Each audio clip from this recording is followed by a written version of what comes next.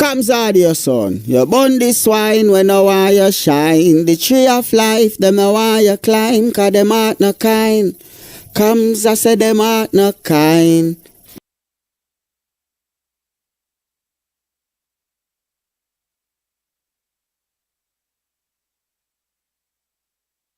Kams audio son, you burn the swine when I want you shine. The tree of life, them I want you climb, cause them heart no kind. Kams, I say them heart no kind. Buxton Massive, Kidaki, Red Hat. Money, never money, money, I know what you can even money. Money, never money, money, you can keep, you can even money. When you been a corruption, you have been to be money. Now because your money done, you come with conniving money. Because your money done, you hustle for tell me money. Yes, money, never money, never money, money, never money, money. I know what you conniving money. Neighbor, joker, neighbor, joker, neighbor, joker. That's all the money that me walk for. A 2 pound note and a guild piece. A 2 pound note and a guild piece. A 2 pound note and a guild piece. That's all the money that me walk for. I said money, never money, never money, money, never money, money. I don't want you conniving money. Oh, Joseph, for me. I invoke the WPA's position that we are engaging in civil disobedience and non-cooperation with the government, and on that grounds I refuse to participate in the interview. The question and struggle, is not Guyana and Guyanese, at home and abroad. Tune in to Guyanese Morning Time, hosted by Kadaki Amsterdam, where the sun always shines. Guyanese Morning Time, the people calling Guyanese Morning Time. Rhythm, Guyanese Morning Time. Intelligence and knowledge run the front line. We go again, Guyanese Morning Time. Guyanese Morning Time. Intelligence and knowledge run the front line. We go again. We rise up early morning watching Kams. Politicians, they try to trick me. Guyana is a land for everybody. With 6 races should live in harmony. Is one set of people getting oil money. Is one set of people doing the tea for repeat. Guyanese Morning Time. The people calling Guyanese Morning Time. Rhythm, Guyanese Morning Time. Intelligence and knowledge run the front line. We go again, Guyanese Morning Time. The people calling Guyanese Morning Time. Rhythm, Guyanese Morning Time. Intelligence and knowledge run the front line. We go again. This is a program that you all can see. Sharing your views and your integrity. Like it, comment and share it all around. Pass it to your neighbor, safe and sound. A sad situation going on in this town. The voice of the people is getting trampled down. Out of the mouths of babes and sucklings, with Jah has ordained me to sing. I sing Guyanese Morning Time. The people calling Guyanese Morning Time. Rhythm, Guyanese Morning Time. Intelligence and knowledge run the front line. We go again, Guyanese Morning Time. The people calling Guyanese Morning Time. Rhythm, Guyanese Morning Time. Intelligence and knowledge run the front line. We go again, fooling the people. You promoting evil. Stop lying to the people. You are a part of the cycle. Stop fooling people. You're promoting evil. Stop lying to the people. You are a part of the cycle. I say Guyanese morning time. The people calling Guyanese morning time. Rhythm, Guyanese morning time. Intelligence and knowledge run the front line. We go again, Guyanese morning time. The people calling Guyanese morning time. Rhythm, Guyanese morning time. Intelligence and knowledge run the front line. We go again. They got Brickford, Burke and Mark Benchcop, David Hines and Kadaki Amsterdam, Sherrod Duncan, Nigel London, Normal Brown and Gavin Matthews. Big up Paslow, Port People Governor, Simona Brooms, Robin Simpson, Hampton Green and Winston Jordan. And yes, we can go right on and on. Guyanese morning time. The people calling Guyanese morning time. Rhythm, Guyanese morning time. Intelligence and knowledge run. Rhythm, Guyanese morning time. Intelligence and knowledge run the front line. We go again. The relatives and friends of young Wyndham Bacchus, they deserve justice. The family, the relatives and friends of our in Boston, they deserve justice. The family, the relatives and friends of Peter Headley, they deserve justice. And so when we say that Guyana is an apartheid state, we have the evidence to show.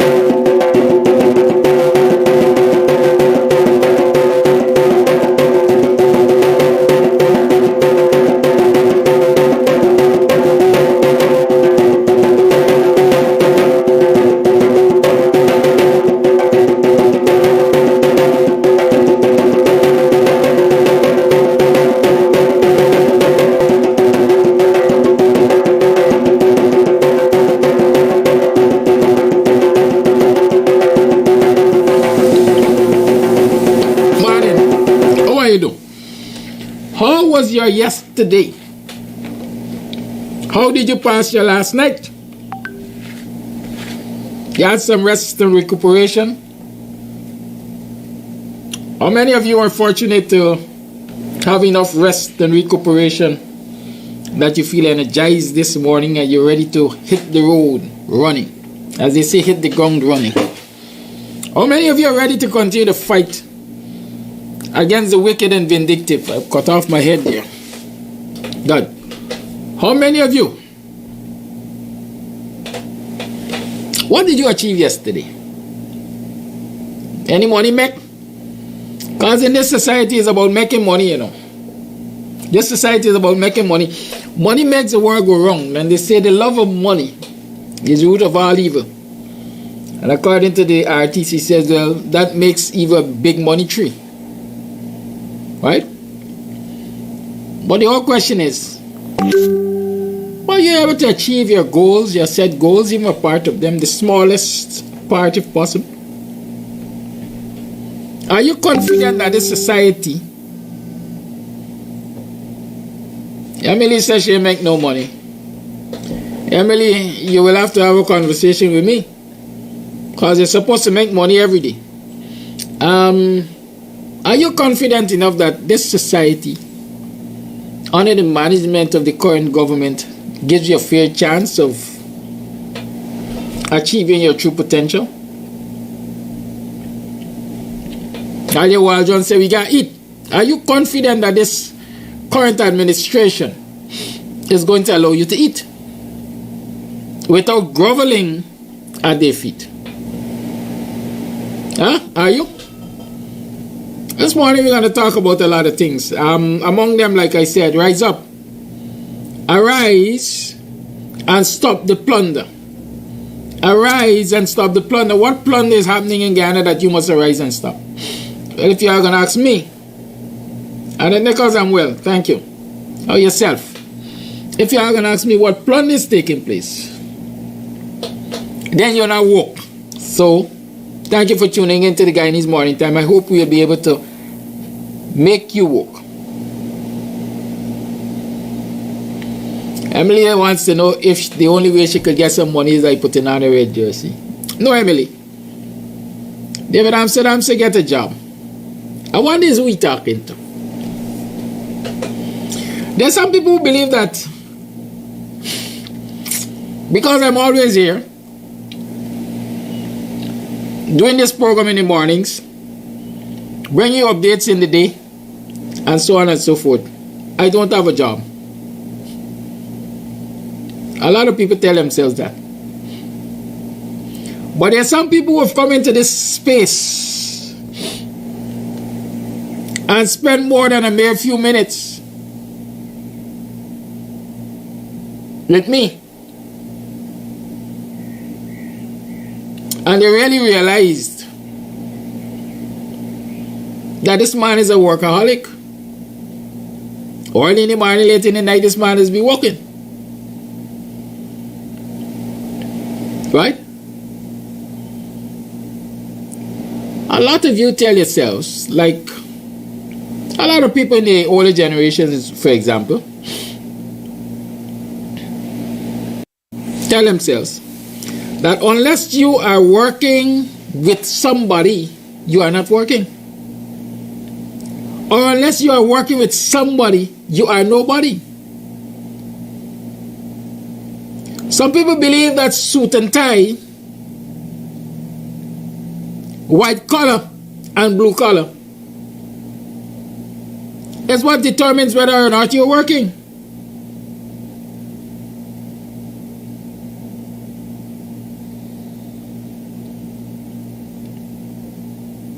But a lot of the people who are in suit and tie on a daily basis and white collar and blue collar, they're not working, you know. They're either indentured laborers or they're slaves.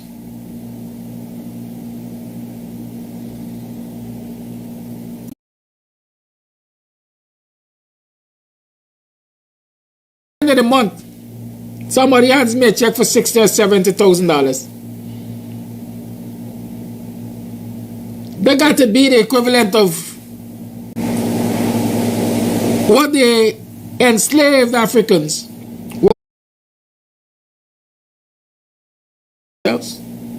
or become an indentured immigrant.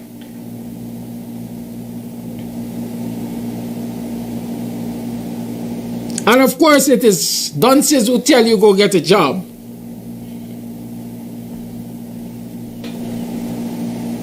Because they don't even understand labor and the labor market. If they have an understanding of labor and the labor market, they will understand that everybody is not at all times employed in a society. They can be employed, refuse to be employed, because they do not believe that the conditions of their employment are fair or suitable. I've made a point several times, and I'm going to make it again this morning. A lot of our people, especially this one, I direct to young ladies especially. A lot of people, a lot of young women believe that they're better off in this era because they can awake in the morning, get dressed, and go to a job.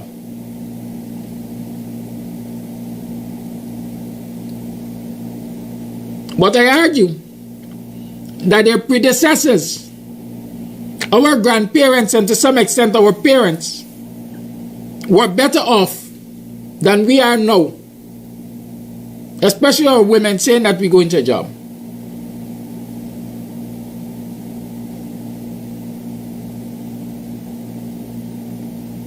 Y'all might want to tell me a sexist. You analyze the women of old and what they did and how they achieved.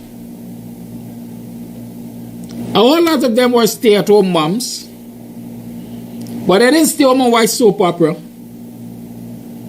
They stayed home, they manned the kitchen garden, they had 2 poultry in a yard, they some were seamstresses, some were bakers,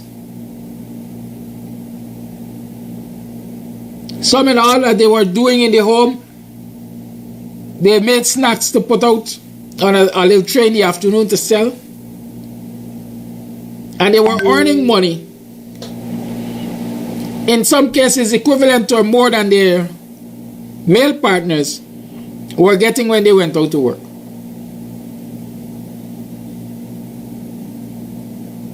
Go and ask your grandparents them, they're going to explain to you.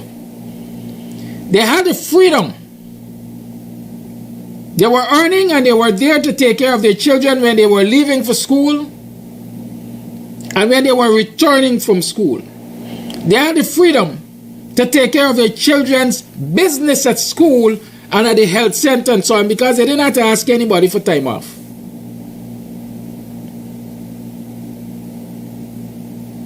They didn't have to leave their children at a daycare.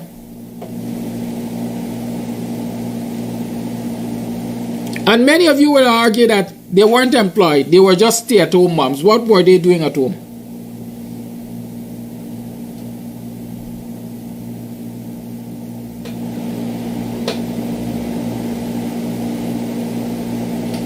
I'm not understanding this posed by what's her name? Ronaldine. Yes, some were hairdressers too.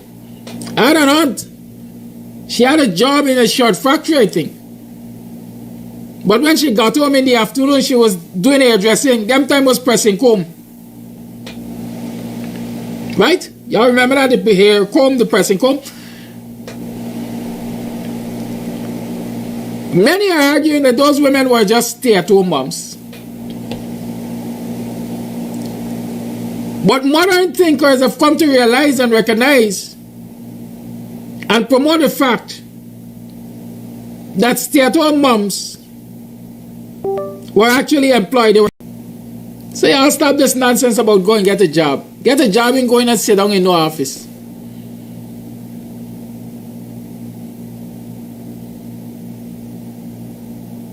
Many of you working for 10 days a month forget $40,000 from the government. Where they trolling somebody's program like no. Or you're investigating the NDC books so you can give your masters information as to what they need to do and get. It's joke y'all upon. They don't days, 3 days, 4 days sometimes.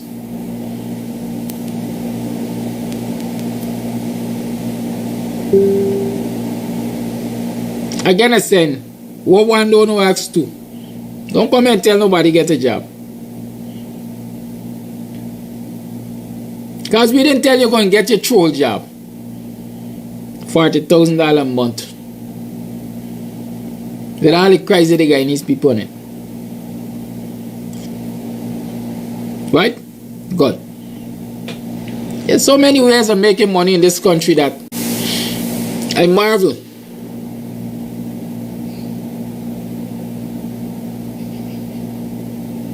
At the depth of poverty the citizens are in. Simply because the government doesn't exhibit vision. Leadership doesn't exhibit vision. I come here ever so often when I talk with you about ways and means of earning. Ways and means of earning. Some of you might take it lightly. This one telling people go and sell black pudding. You think black pudding cheap? Black pudding is about $40 a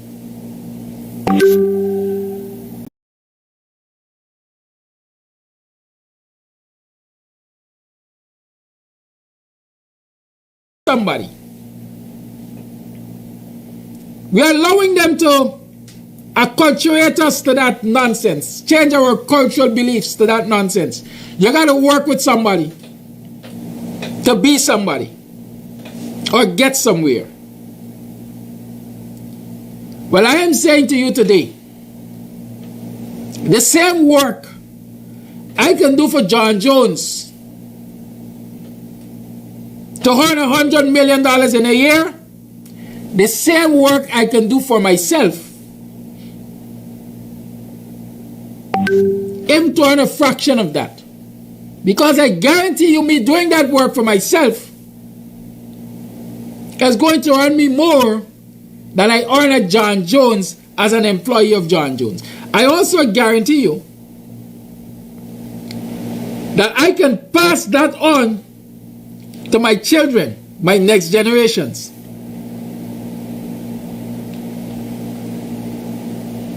And I can't do it with John Jones' work. In short, when I'm working for John Jones and with John Jones, I am building John Jones's legacy. What about mine? What about building my legacy?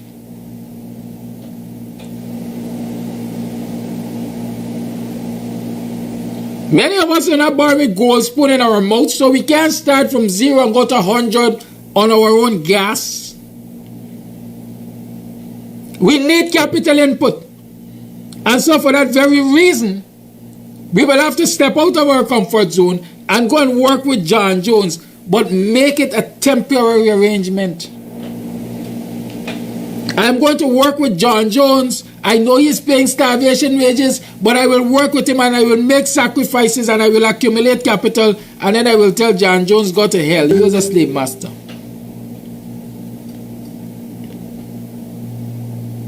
Yes, Natalie, not all self-employment is the best. I agree with you. People have to assess their own situations.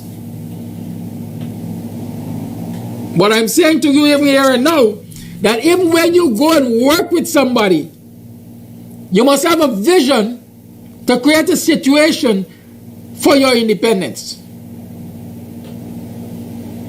I ain't got to work with you and walk as though I'm walking on thin ice. Because at any time you could dismiss me and I will be left to punish on the wayside. I will work with you, but I will work with you from a position of strength. Knowing very well, listen, I'm doing this. It might be a temporary situation because I need his money to form a capital base for me to get where I want to get. Understand that?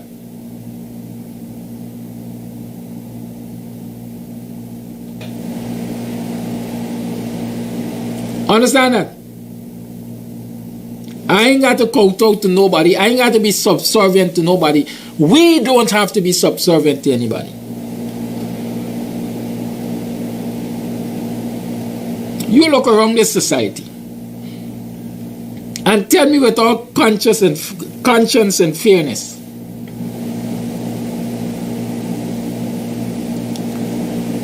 that the people who are becoming the moneyed class, the people who are getting rich in this society, the people who are rising out of poverty in this society,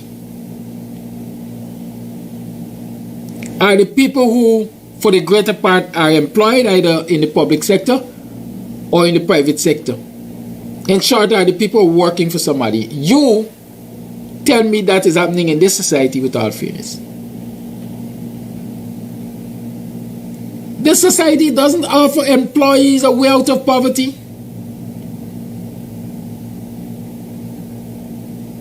One would believe, for example, with an international company like ExxonMobil in Ghana, all of the jobs in the oil sector and so on,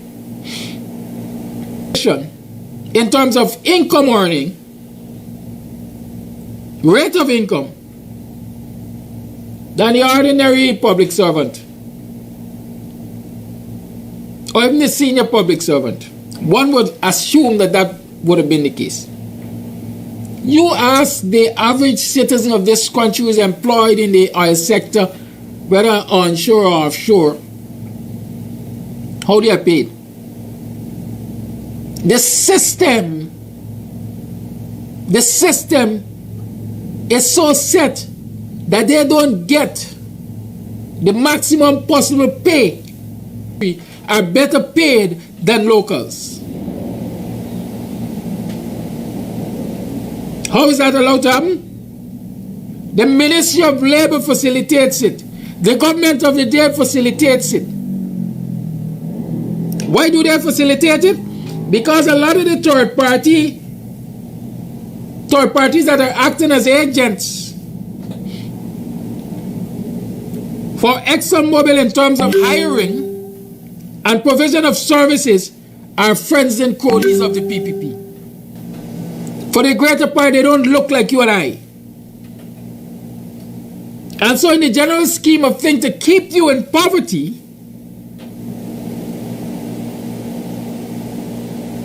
they discriminate the wages and salaries you get, and the government turns a blind eye.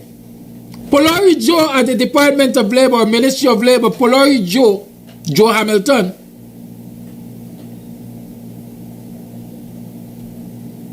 for as long as he has been there, failed to address the issue of discriminatory pay for locals in the oil sector compared to foreigners.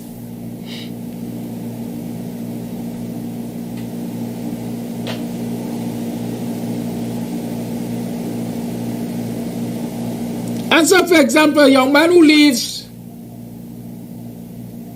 I'll put an idea in your head right now. A young man who leaves Buxton as a community and say, I'm going to work in the oil industry as a welder. Might take home what? $140,000 a month? Or let's push the button. Let's say that's a fortnight's pay.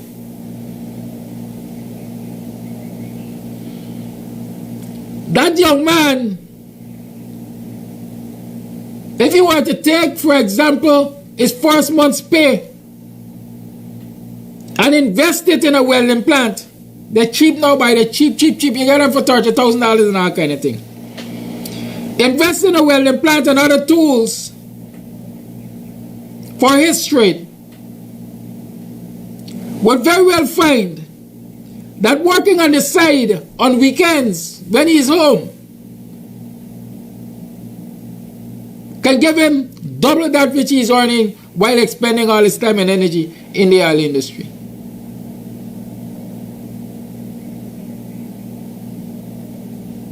Much more if he were to dedicate his time and energy to doing that day in, day out, as he would for the oil industry. Look around you. That's what the Indo-Guyanese are doing. Why are they working with self? Or in some instances relatives, but why are they working with self? Employee arrangement among African Guyanese. Why? Let me tell you what happens when you're self-employed. When you're running your own show, to start with, they just evade tax. So they got to keep more of their money. They got to keep more of their money, and so they can invest more of their money into growth and development in their business. African Guyanese in the public service and in the private sector, their monies are reduced them before they collect it. As soon as it is calculated, NIS is taken out from it. Whoops. PSUN is taken out from it. Whoops. And I can tell you, many of them take out your NIS, but they don't send it. They don't remit it. They don't remit it. So in other words, they're thieving from you to enrich themselves. They're thieving from you to enrich themselves. And then they turn and tell you, it's 40 years you're working with me and you ain't got a bicycle. But it's 40 years I've been thieving from you. And I know you can't get a bicycle off of what I'm paying you. So I'm oppressing you, and then I'm turning around and further victimizing you by ridicule. That's what's happening in the society. That might be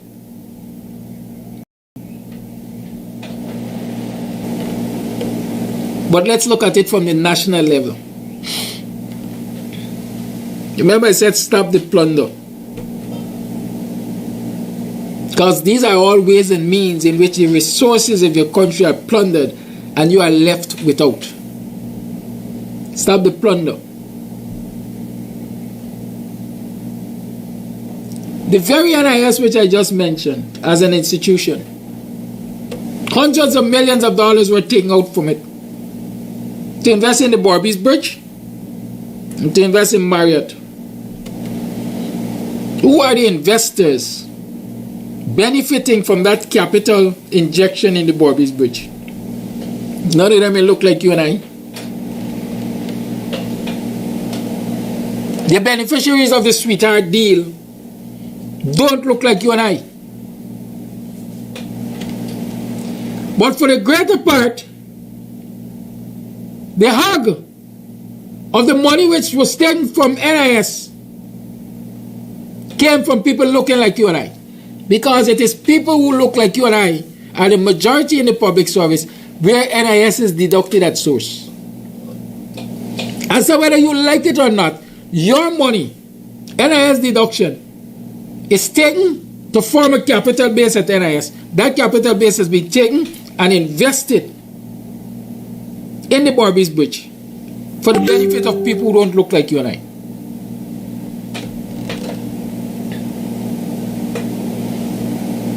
And then they're going to say, look how other people getting ahead. Well, I'm with y'all. But we are not getting a fair opportunity. We are being robbed multiple times. We've been robbed of a fair and just pay. Then we're being robbed of fair use and access to our resources at the NIS. Or many of you have had the experience of being a maternal mother. 6 months of maternity leave or 3 months of maternity leave, you return to work and you still ain't get your NIS money yet.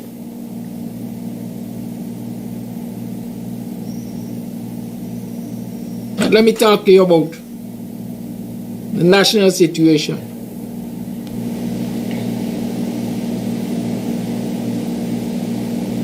Despite the arrangement where your money was taken from NIS to invest in the Barbies Bridge for a certain set of people to benefit, your government still had to turn around and subsidize the Barbies Bridge cost for crossing. Y'all remember that? Y'all remember your government, the APNU, had to take taxpayers' money and subsidize the costs of crossing the Berbice Bridge, and I'm sure that arrangement remains in place.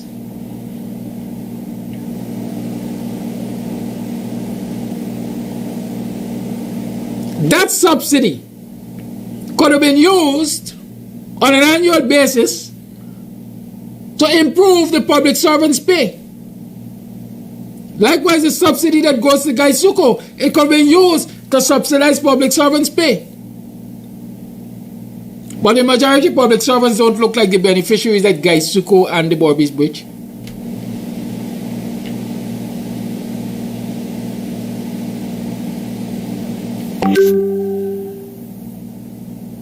Let's turn our sight to the Marriott now. Again, taxpayers' money have been used to construct the Marriott.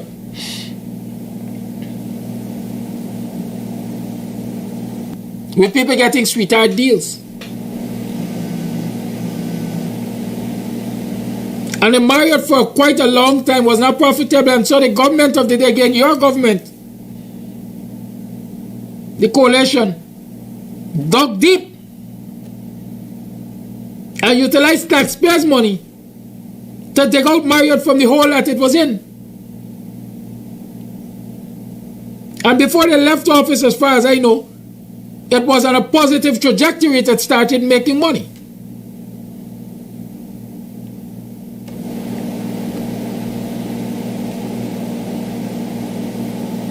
Earning a profit.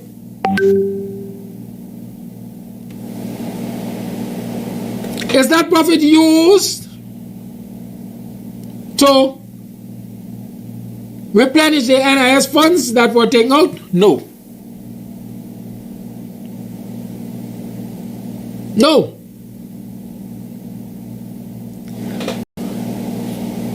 Coalition government had to buy them out. So they get the money risk-free.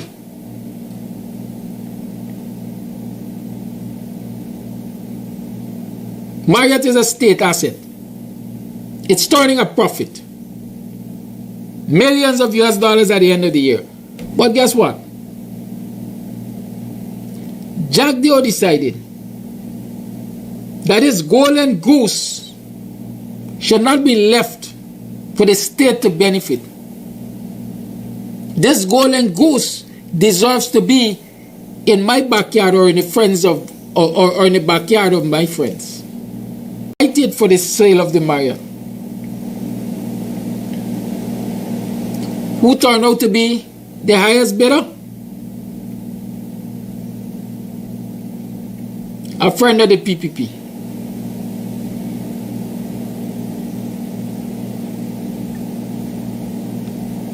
Y'all ever say?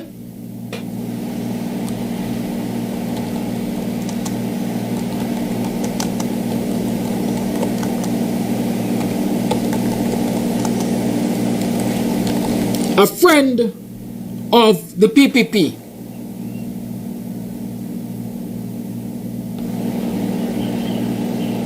Good?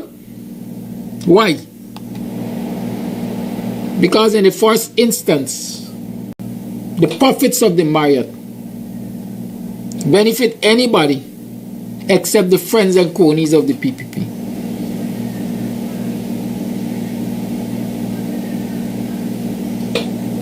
The highest bidder bids $65 million US for the Marriott. The second highest bid 55.5. So again, the highest bidder bid 65 million. And the one who comes in second bid 55.5 million.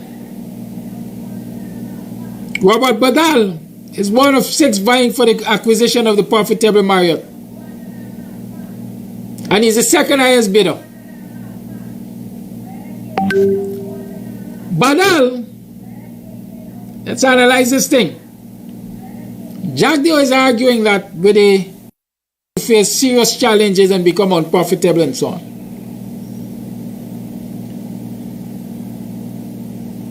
Right?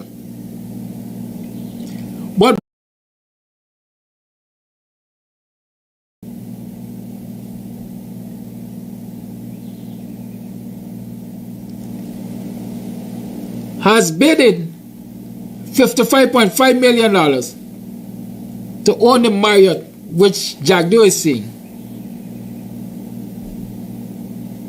will not be profitable.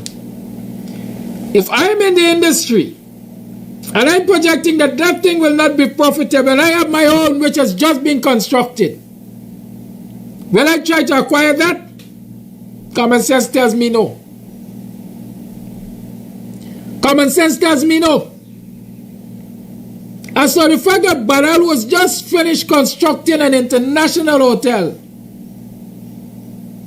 that is fully booked every day of the week, as far as I understand, is bidding for the Marriott, says to me that money is there to be made.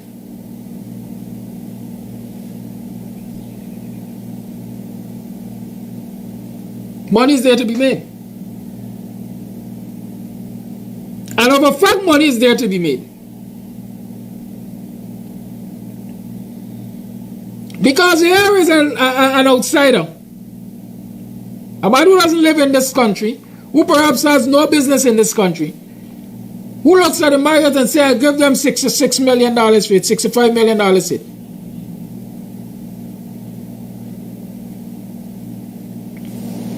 I am saying this morning here that there should be an investigation of insider trading and other forms of corruption that led to this man being the highest bidder with $65 million. I'm of the firm belief, looking at the connections, let me show you the connections. The highest bidder is a friend of Sarah Lynch and a friend of Irfan Ali and the Irfan Ali government. I've seen posts from this man who says, I am just returning from Guyana where I had a wonderful time with the president. I've seen posts with this man in close company of Sarah Lynch, establishing that they are friends.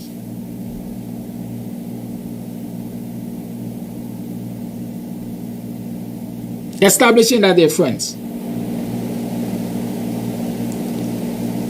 And so, would it not be suspect for a friend of this corrupt government to turn out to be the highest bidder for this hotel? Would it not be suspect? In any decent country, first and foremost, a known associate of the president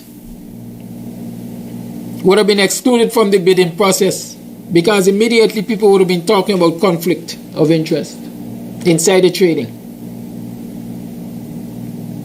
Or the least that would have happened in that is that there would have been an investigation to find out what transpired leading up to and after the submission of this bid.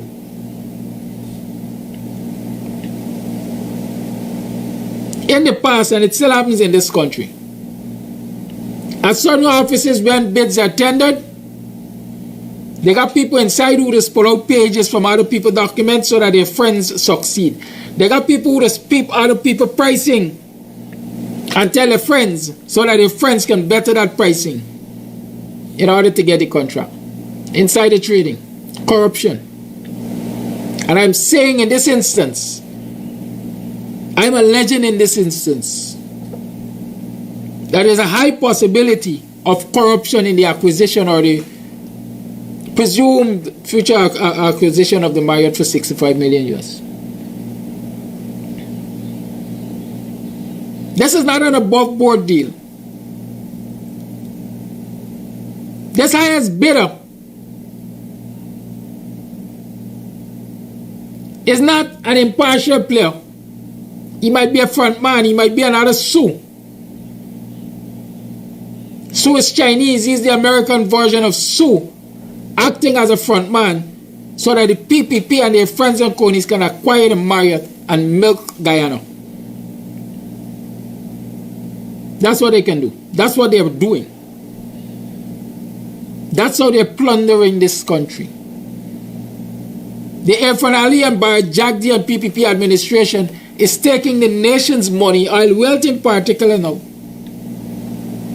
investing it in big tickets project, and then selling those big ticket projects to their friends and cronies under the guise of it not being profitable, and they have to divest it.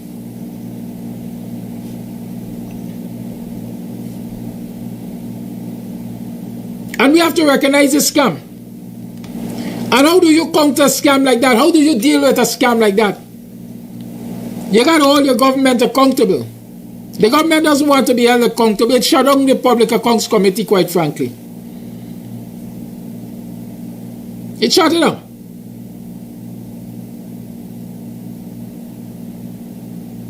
A lot is established.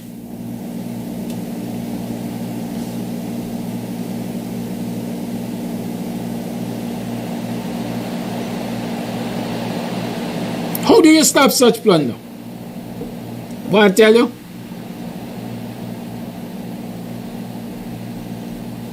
The Jamaicans show you what to do. If we can't get it, nobody can get it. If we can't enjoy the fruits of our taxes, nobody else should enjoy the fruits of our taxes. And so Guyanese have to look around the world and see how certain situations are dealt with.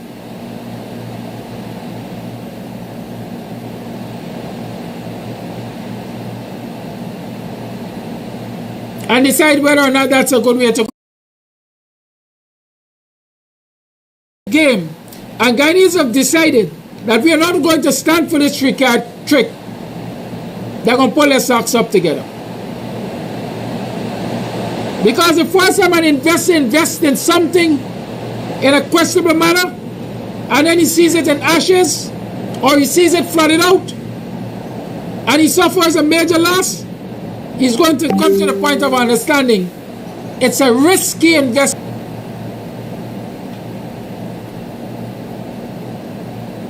Right?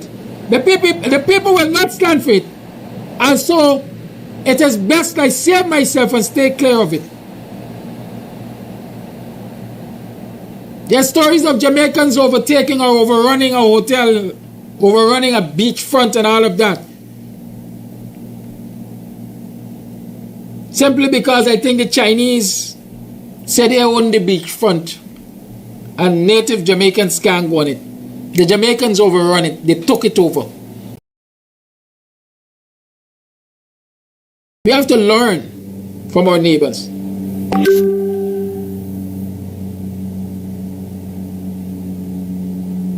The Suriname shut down. Suriname for weeks. Because Santoki, it is alleged, stole their money.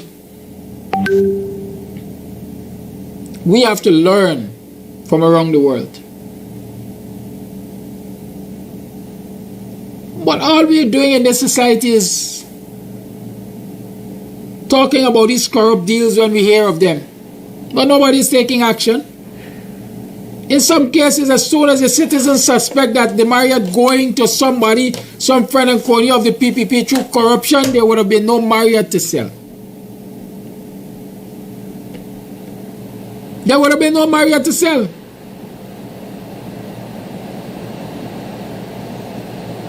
When people realize that the Barbies Bridge was constructed by stealing the money from the NIS, because that is what it is tantamount to, stealing the money from the NIS, there would have been no bridge to enjoy the proceeds of those stolen funds.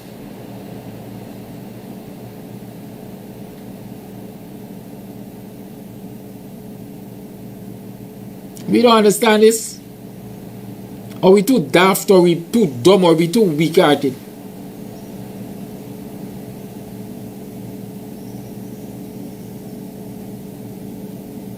How are we going to stop this plunder? People will continue to do the same things they are doing because they know that there is no punishment for it.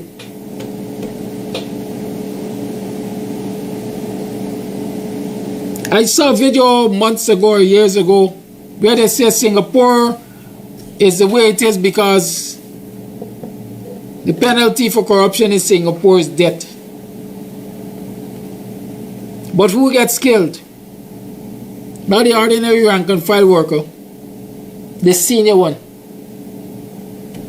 Because if the senior was vigilant enough in doing his job, then the junior would not have been able to perpetrate the crime. And so none of the big shots want to die. And so they're keeping it lean and clean. But in Guyana, Jagyo and his friends know that they could clean out the treasury. And then they could give up just over $1 million audits. From the million threads of information that could put people in jail for millions of years. But today those very people are walking the roads free, calling themselves ministers of government and oppressing the people who Guyana was supposed to have represented.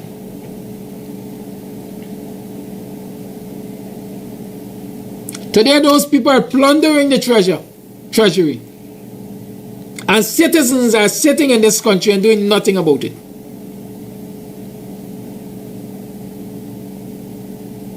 Law enforcement agencies and their heads are sitting in this country and doing nothing about it, except collecting their share under the table. How you expect us to get better? How you expect to pass the benefits of this oil economy to your next generations?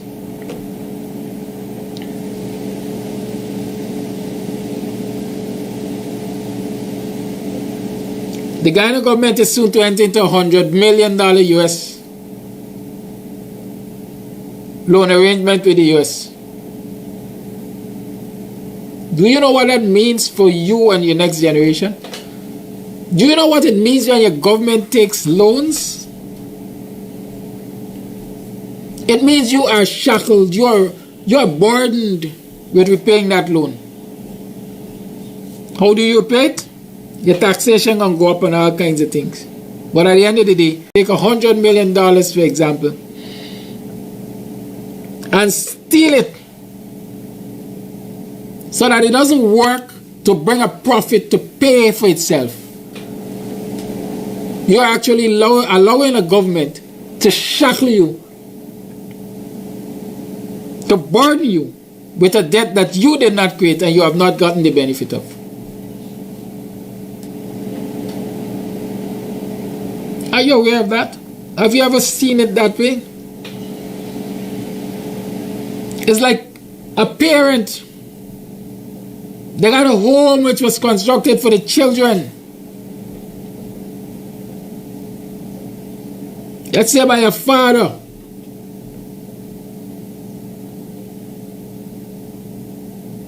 Whatever decides that she wants a fancy car, she mortgages the home to buy a car.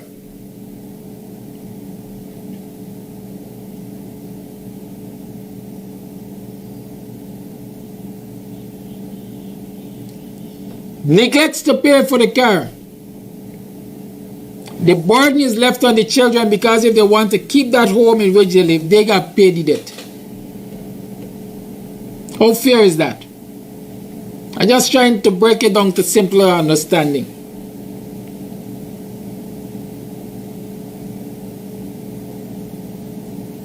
Your father buy a bicycle for you and your brother.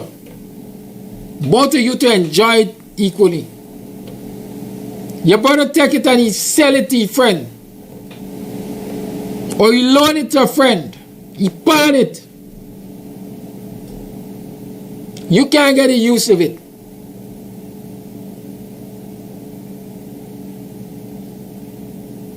But your father said, I buy a bicycle for the 2 years. I ain't buying no more bicycle. How fair is that? You can see it from all kinds of angles. But at the end of the day, what is happening in this society is that we are allowing the PPP and their friends to plunder the treasury, to place us in debt, as citizens place us in debt, despite the fact that we are not enjoying the benefits of the indebtedness. Up to now, we getting blackout. This morning we had blackout. When the screen went blank, it was blackout. Natasha Moffett says she gonna have the life. I wonder why. Well, the truth sticking you like needle over girl.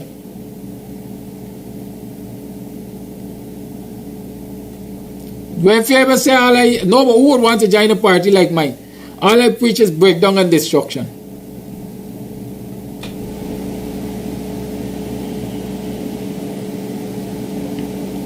Faber, I'm of the firm belief if it don't work, you gotta break it down to build it back.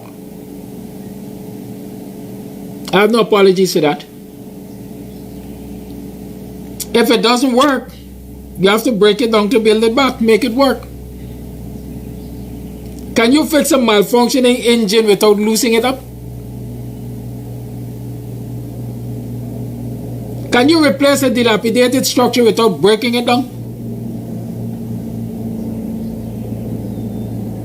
So while you see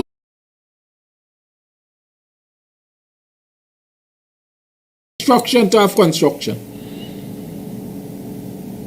and if you're going to break it down and build something better, by all means break it down. And I am saying that the Guyanese society needs fixing. And to fix the Guyanese society, there's some things that we got broke up. We got broke up the mentality of politicians who think that they could oppress one set of people. Politicians who think that they could steal the resources of the nation and keep people in poverty. We got broke up the mentality. And so that you ensure that they don't come back in another form to create the same kind of problems, you got broke up their organization. So I have no problem with who think I ain't talking the right thing.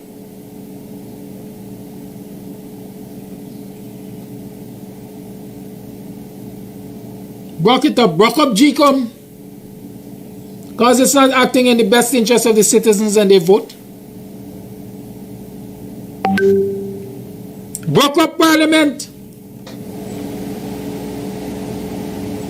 Because the people's representatives are not being listened to.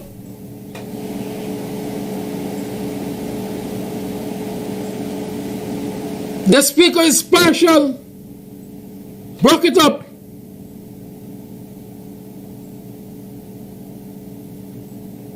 You think I gotta fear that? And you believe I concern who chooses to join a political party or not? I believe in one thing I was saying to somebody this morning. I don't fight for leaders and big shots. I fight for the people of this country. I am fighting for the people of this country. Incidentally, they got some big shots who can benefit from the fight. But the people of this country can get justice by breaking up some things. That's my advice to them. Break it up. I am on record as telling, well, I didn't tell Annette.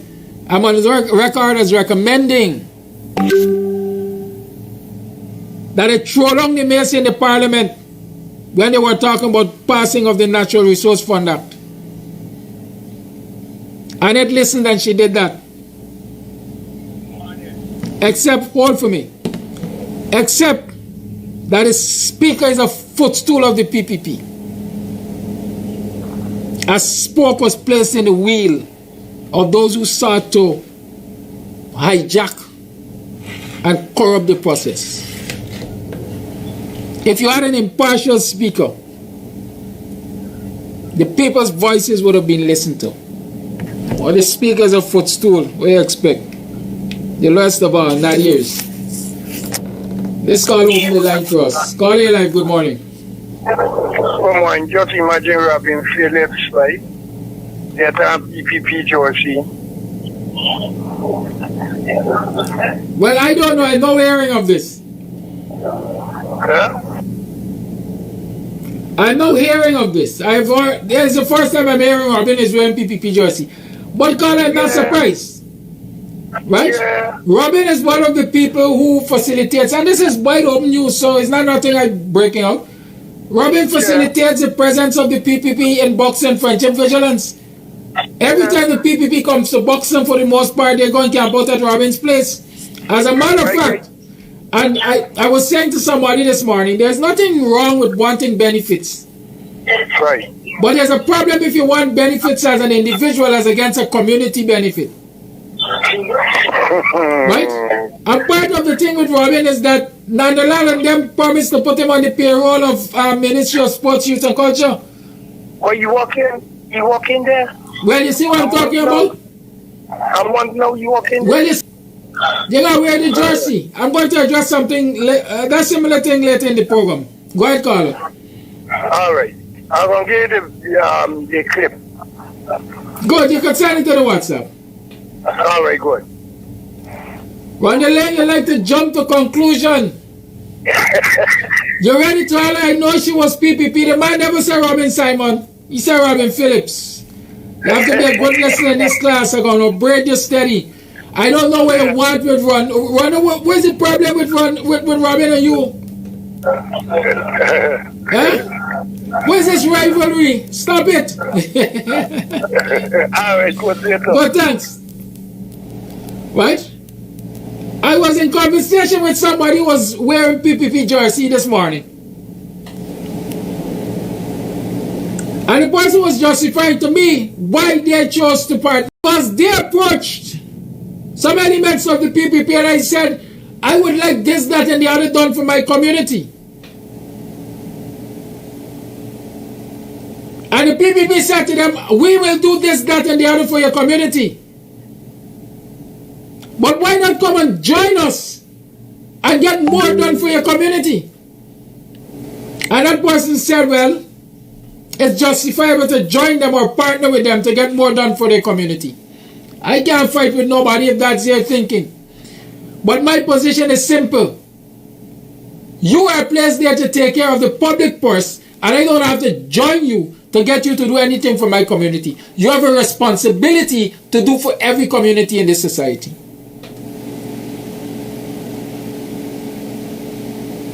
And that is one of the problems, that is one of the things we are finding ourselves challenged by. A lot of people are saying, I join in them because they say if I join them, they're going to do this and that for my village. I don't have to join you for you to do for my village. That's your responsibility as government to do for every community. And so a lot of us are only making ourselves asses when we accept that kind of reasoning, or we even try to promote that kind of reasoning. Every government is a government for every single citizen and community in this country, and that is how the government should behave. Don't tell me that my community will benefit when we join you. It's like a father telling a wife or a child mother, let me say child mother because this is a situation where they're not together. But we make a child or children together. We can't see a child, we go our separate ways. But the father, how fair is that? How fair is that?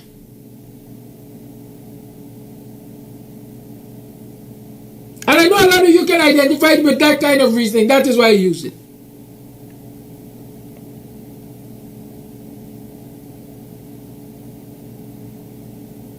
You are there to overlook the resources of the country, to use it for the benefit of the citizens. And so no citizen should be coerced. If you don't join us, we ain't gonna do nothing for your community. You're asking me to prostitute myself? And those are the dangers in a society where citizens are laying back and allowing government to do as they like. In this instance, allowing the PPP to use our resources, our money and otherwise to buy votes and buy allegiance. So if I'm not willing to sell myself to you, I can't get a fair and equal opportunity as a citizen of this country, and my community can't get a fair and equal opportunity as a community of this country.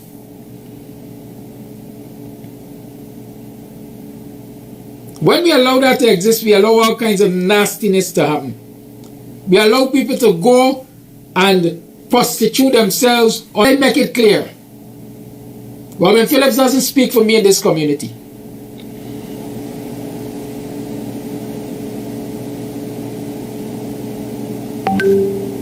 The other people who wrapping up and rolling up and loving up with the PPP don't speak for me in this community.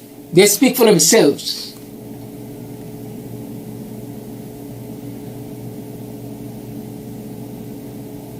Across the nation, people looking like me, masquerading on the local government nomination parade recently, don't speak for me. They are speaking for themselves. They see the PPP as having control of the resources. They tell themselves they want access to it, and they must prostitute themselves for it. That's not my kind of politics. That's not my kind of behavior. I will fight for legitimate access for every citizen in this country. The lines are open. 6225933 is the number to call. You tune to the Guyanese Morning Time.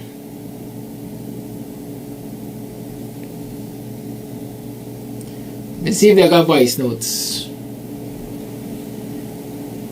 Okay, I'm seeing a couple.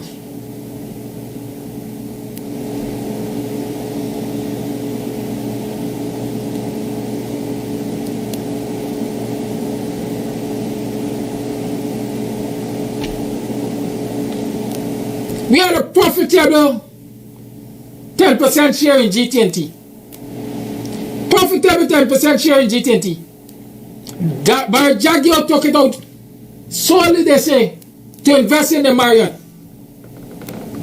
Up to now, you don't know who the buyers of that 10% GT&T shares are. How many left this country and fly out to find out is we never come back and say, so I wish he would say, if he ever found out. But I'm insisting that it is somebody within the ranks of the PPP, either through a front man, side man, or bottom woman, who has bought those shares. Call it live, good morning. Yes, good morning, Mr. Kadaki. Good morning, everyone in the diaspora. Morning, neighbor, morning. Morning, neighbor, morning. Them not like me conniving, morning. How are you doing, morning? It's Free Talk Friday. I realize that it is Free Talk Friday, so we're going to talk with mine. Right, it's 7 hours 29 on the 21st day of April in the year 2023. Yeah, we're going to talk with mine. We got a lot of things to talk about this morning. How was it yesterday, man? Yesterday was a Thursday. Yeah, Thursday's supposed to be a happy day. Yeah, I made some money yesterday. How much money y'all make? How much money y'all sit back and watch the government sign away to its friends and cronies yesterday? Right? Strange things were happening yesterday in this country also. I think I saw a video with glass falling off of the Pegasus news suite. Remember I was telling you yesterday, as we talk about the PPP and by Jagdeo wanting to sell the Marriott, that Pegasus had just completed the construction of a brand new wing, if I can call it that. I think they call it a corporate center. Right? Where they're hosting a lot of big timers, them big international organizations and corporations and businesses headquarters and so on. Yeah. I saw a video on social media yesterday, a citizen filmed it, showing glass falling off of the Pegasus. We gotta be careful, eh? One of the things you always have to pay attention to is where you situate property, especially in this period of global warming as we talk about. It's strange that we talk about global warming and the champion of dirt, but Jagdeo chose that he wants to build right on the seashore of Sparendam, Pleasant Sparendam there. So sometimes you want to know if this thing is a gaff. Global warming and climate change. Because the people who are championing the very thing are the people you see are putting themselves right in the path of what is presumed to be the disaster zone. Right? So those are things we have to pay attention to. They say is in this society, in most societies, it is do as I say, not as I do. Right? Some people believe they got all the wisdom or all the smarts. So they tell you things, whether as a scare factor or not, but then when you look closer, you realize it's very things that they try to tell you not to do are the very things they are doing.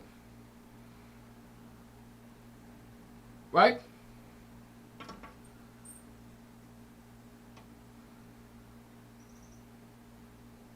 Things to consider. How about your safety? What are the long-term effects of certain actions? And yesterday I indicated to you one long-term effect you must consider is the fact that when your government or the people who are masquerading as your government sign on to a deal, a loan for $100 million in your name, you will pay the debt. Your next generation will pay the debt. Right? And your next generation will pay the debt. So in short, what we are allowing these people to do is shackle us with debt. But when they shackle us with debt, who are the beneficiaries?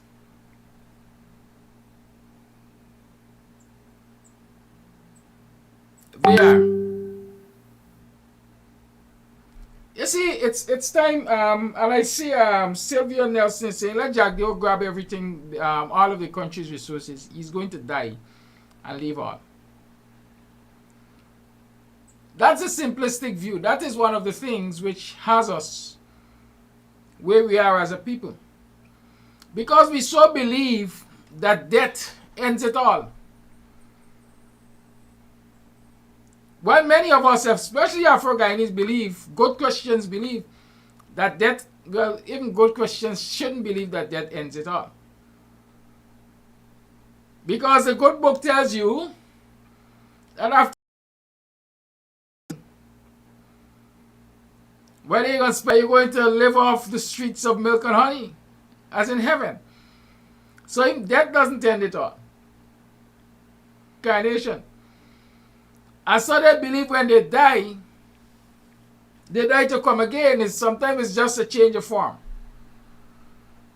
And certainly they believe the richer they are, the closer they are to God. And you're seeing it, the richer they are, the closer they are to God in terms of the way they behave. They believe that they're gods. They command and they demand and they dictate and they do all as what they like and please.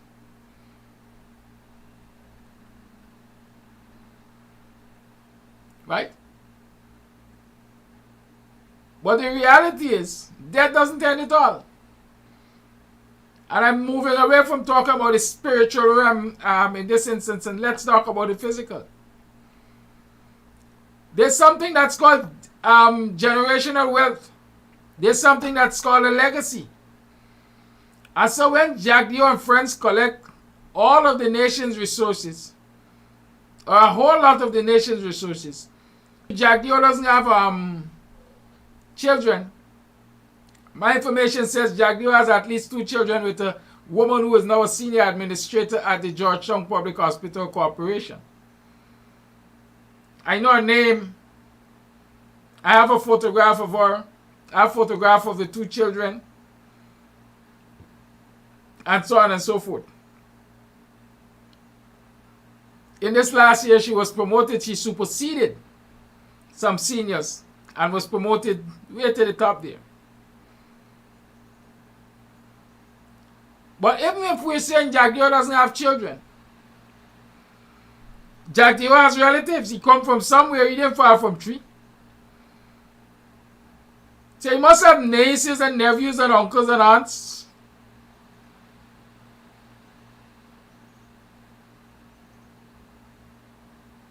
And if you were to pay attention to his relatives and their way of life, then you will ask yourself if the country's wealth, if the country's resources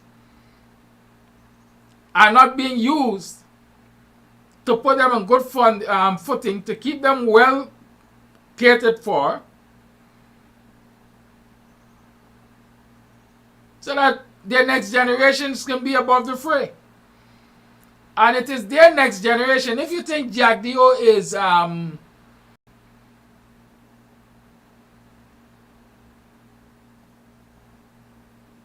with the kind of wealth and acquisition and power and so on that Jack Dio is circling himself with, and by extension his relatives and his family and his circles, it's as simple as when I die another Rasta will take over.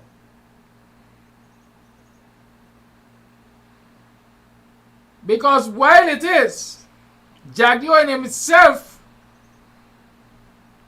and let's use Jack Dio to represent all the politicians in the PPP, quite frankly, the big wigs, while they might have to be guarded in terms of how they use the resources which they're stealing from the nation, because nobody is paying attention to their relatives and friends, they may have very much more freedom to use those resources to achieve the things that Jack Dio and the rest of the PPP would like achieved.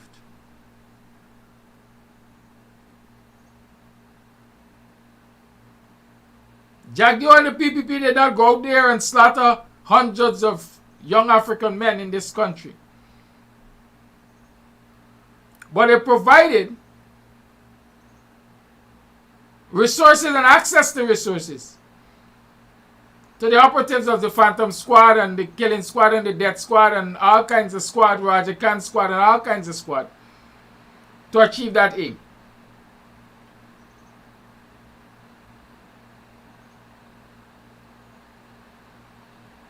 So when a lot of people have difficulty tying it back to the government, or had difficulty tying it back to the government from arm's length. And so don't let us think that when Jack Dio dies, that's the end of our problems.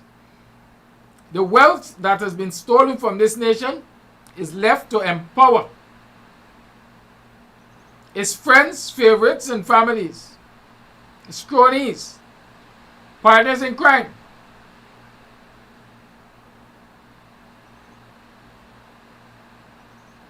And so just as the cycle of poverty is perhaps perpetual, so too would be the cycle of domination if we don't pay attention to it.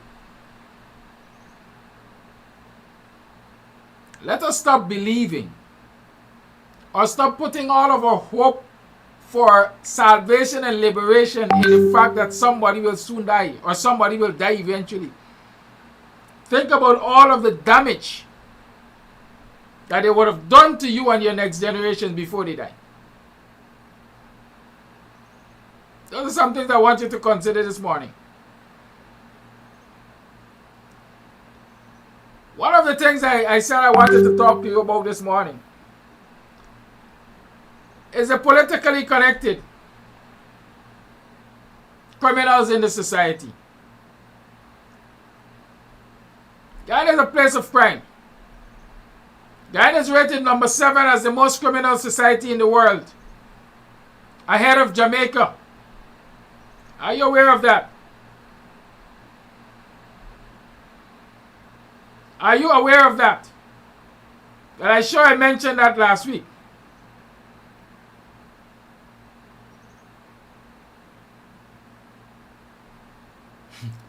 Marlon Marquez said the time has come for Phantom Squads to come back.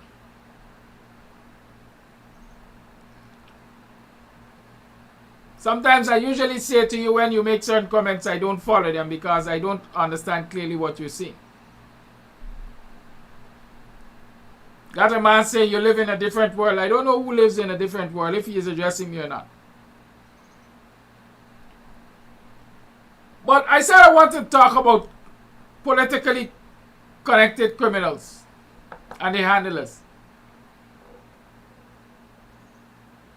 This society has always had politically connected criminals. Always had criminals, or lawbreakers, let me call them that, with political handlers or political connections. I spoke to you previously about a man named Beast from Enmore. He was one of the PPP henchmen. He had an entire armory in his home when the vigilance police went there. licked some shots, jumped through a window, ran away. They collected the armory. It was lodged at the Vigilance Police Station, etc., etc. That case is history. Beast never served a day in jail for it. Right? Beast never served a day in jail for it. Because he was, like I said, a PPP henchman. He was well connected politically. And so they did what they had to do to help him to maintain his freedom. He came and died. He came and died. Then I remember in the area of that gas station, we call it what? Bethope gas station. Somewhere before you get to the MMC corner area, a little east of that, you have a gas station. Opposite that gas station, there is a chicken farm.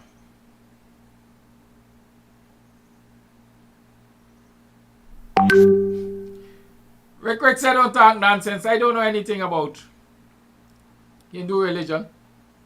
Is it not true that reincarnation is one of the pillars of Hinduism? Let's move on. Opposite that gas station was or is a chicken farm. I think it's more in disrepair now than it doesn't look operable. It doesn't look as though it's in operation. But there's a chicken farm there.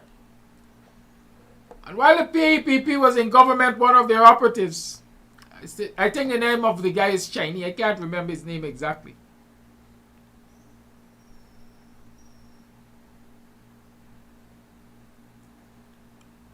Was confronted and caught in that area. And it was the 2000s. When they were murdering people left, right, and center. There were connections there. We know of Kelaman Lal, who was always, over the years, was always licking shot and beating people with gun and so on for his mistress and all kinds of things. Never faced a day in court. Ossie Rogers recently assaulting Barbies, never faced a day in court.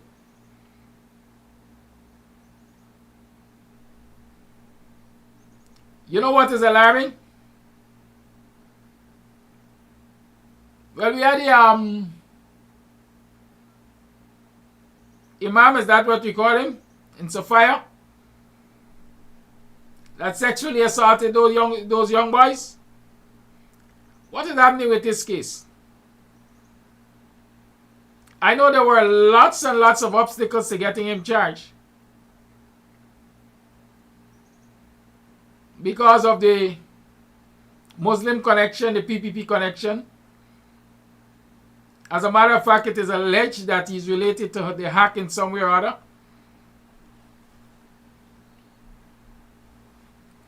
Recently, we learned of a policeman, a young policeman, the remains of a young policeman missing since 2016, I think. Can't remember if it's 2016. But his remains were found 2 days ago. Shallow graved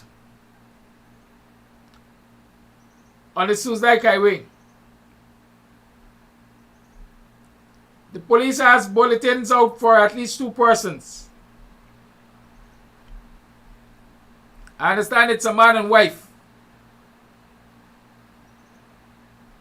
Jaffer Ali? Is that the name? Jaffer Ali, I think the name is. Well, who don't know can tell you now that perhaps it took so long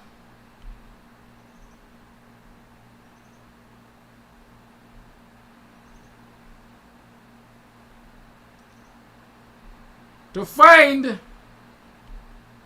the body of this young man.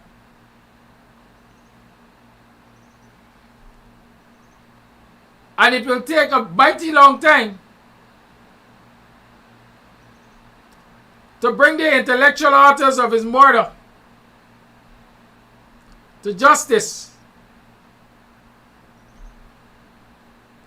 Because I understand that there's some serious political connections there.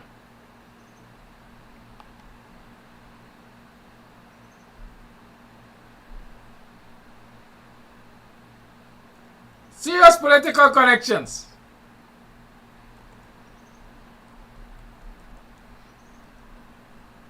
And those serious political connections go all the way up to the office of the president.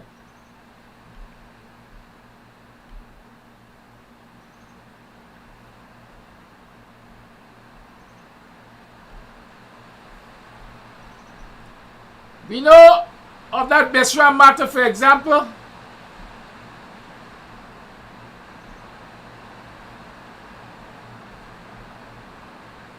Where Besram was alleged to have been the intellectual author behind the murder of a young man in Boris because of rejection of sexual advances. That is what they said. I don't know. One would argue that the DPP moved mountains to bring Besram to justice. But it is my firm belief that the DPP was pulling wool over the eyes of the Guyanese. Because part of the thing in that matter is the charge of Besram was more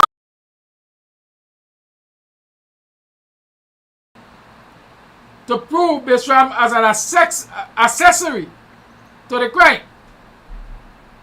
Right?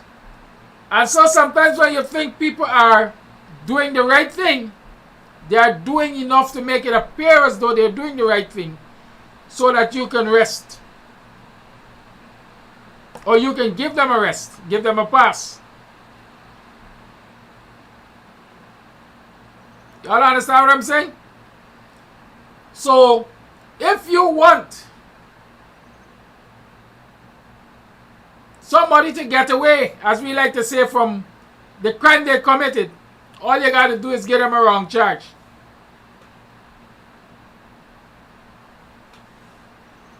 And it is my firm belief, and we got a former prosecutor on the live here. She might identify herself later to support my theory. People are quite aware of the fact that in many instances that they were charged with their crimes, they were placed before the courts and the court set them free. Understand that?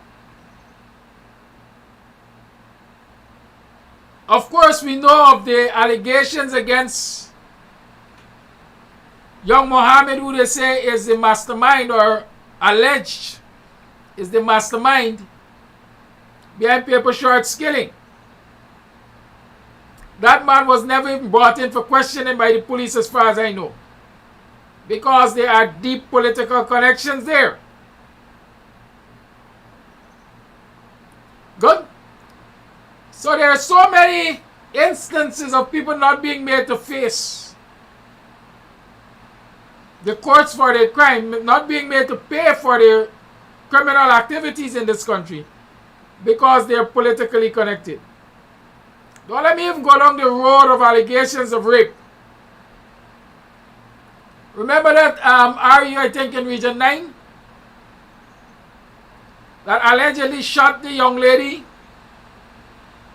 in his vehicle because she refused to give him to him sexually?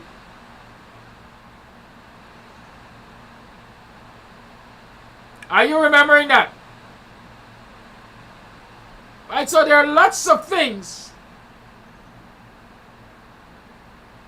There are lots of things, lots of crimes committed in this society, and people are not.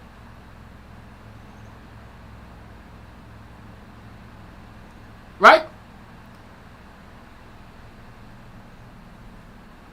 Let's talk about this most recent one. One would believe that if you're a policeman in this country, if you're a member of the joint services in this country, whether Guyana Defense Force or Guyana Police Force especially, but Guyana Police Force and Guyana Fire Service included, one would believe that if you're a member of the coercive arms of the state, you will be safe in this society. You'll almost be immune from crime. Bandits don't take the chances of breaking and entering into known police homes. Bandits don't take the chances of snatching, what they say, choke and rob, snatch and grabbing sovereign members of the Guyana police force. They don't do it. In many instances, they don't even want to mess around their relatives because they know the long arm of the law will come at you. Remember that incident with the detective, plainclothes policeman, whatever you call him, in front of Starbuck Market? Where a young man attempted to rob his witnesses, murder him, some people argue. Right? Those are examples of why people really don't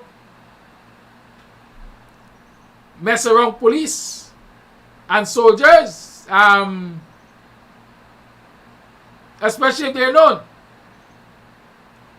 How then could somebody be bold enough to murder the young policeman? Have you asked the question, what has emboldened those people to do it?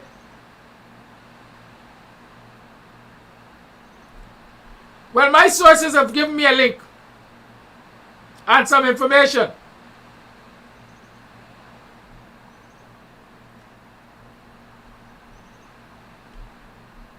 Here's a photograph of Yusuf Zahid, also known as Nakiba Zahid Zafarali.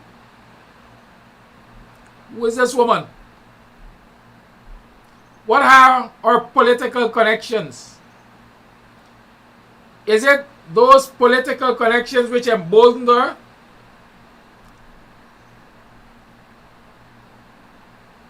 To believe that, well, hey, I could murder one of them and get off. I can be the intellectual author. When the story broke recently that the body of the policeman, Quincy Lewis,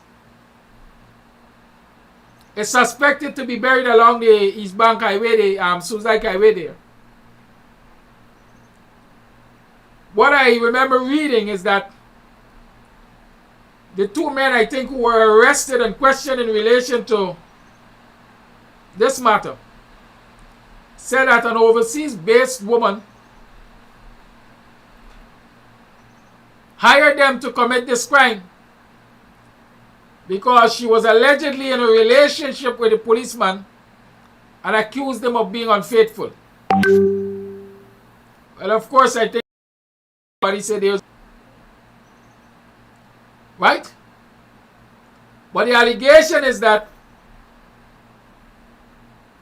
Yusuf Zafarali is the mastermind of this crime.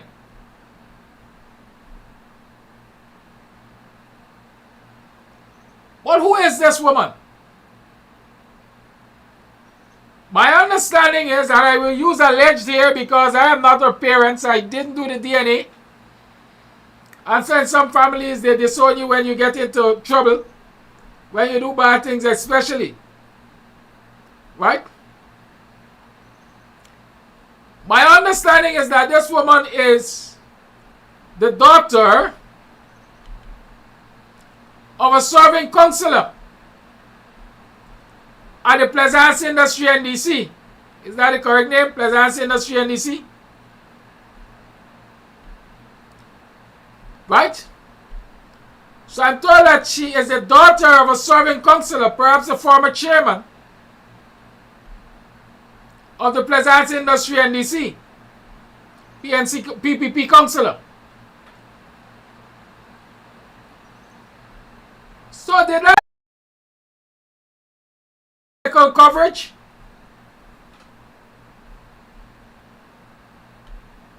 Well, it's more than that too. Not only is her father allegedly a counselor at the NDC in Plaisance,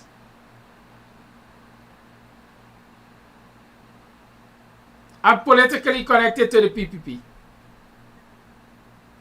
It is alleged. Note I'm saying alleged because, like I said, I'm not the parents, I haven't done the DNA and so on.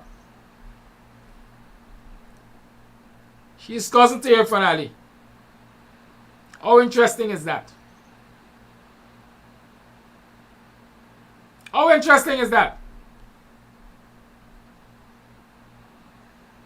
It is alleged that she is cousin to Irfan Ali.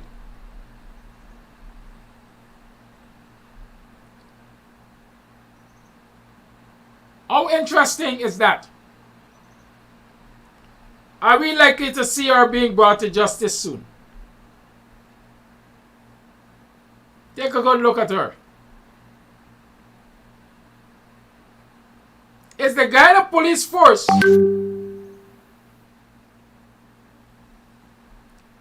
going to turn every stone possible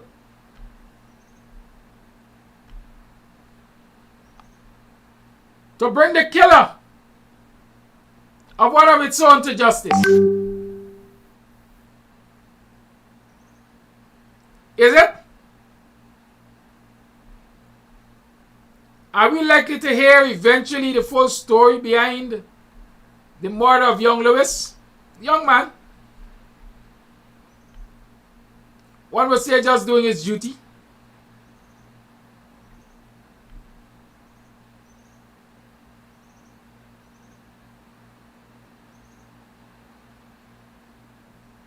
Huh? Let's keep our eyes on this prize, if you want to call it that. And while we are at it, let's ask Randy Singh, never been in the company of this woman. Let's ask Rick Rick, is she truly a cousin of Irfan Ali? Is it true that her father is Zafar Ali from Plaisance, NDC? A PPP representative in the area? We'd like to know the facts of this matter. Why did she procure the murder? Or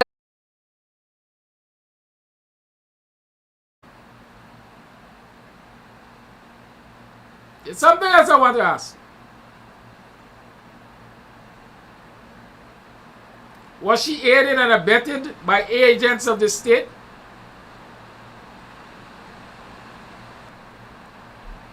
I'm just asking. I would like to know the answers, like many of us. Like many of you. Who know? They say who know? Fart for no. But keep your eyes on this one. But like Wanda also said yesterday, I think,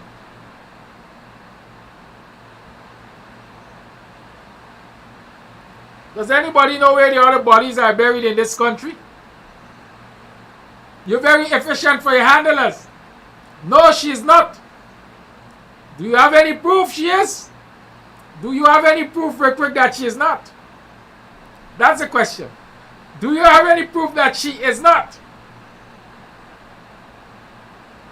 You see, it's an old trick of the PPP. That when they're confronted with their deeds and the deeds of their friends and cronies, they ask you for evidence.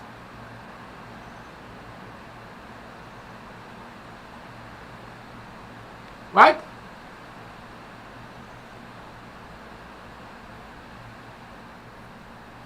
You know what I'm saying?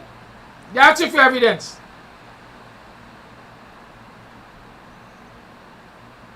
But they have the investigative capacity.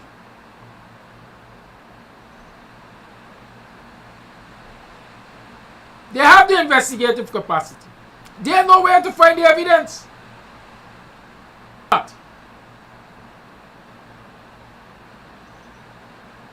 It's the same reason why the likes of Guyana compile the evidence. They ask citizens, where is the evidence? The state is aiding and abetting the perpetration of criminality in this society.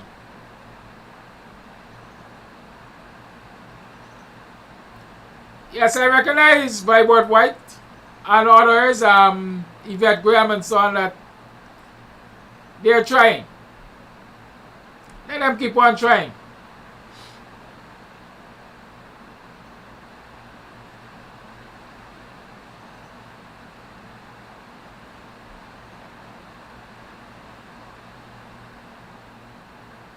Pamela Nelson is sharing her experience.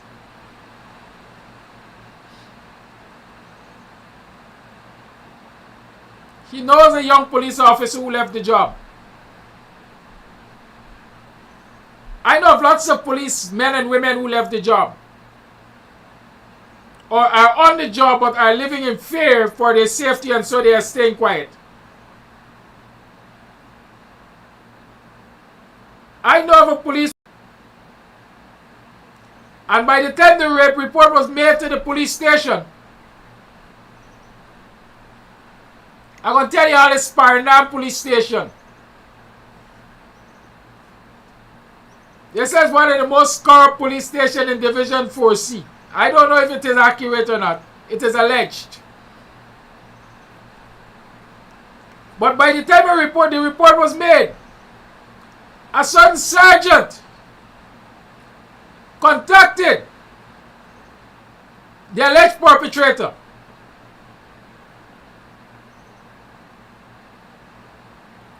He and his relatives came to the police station. Pay what to get paid.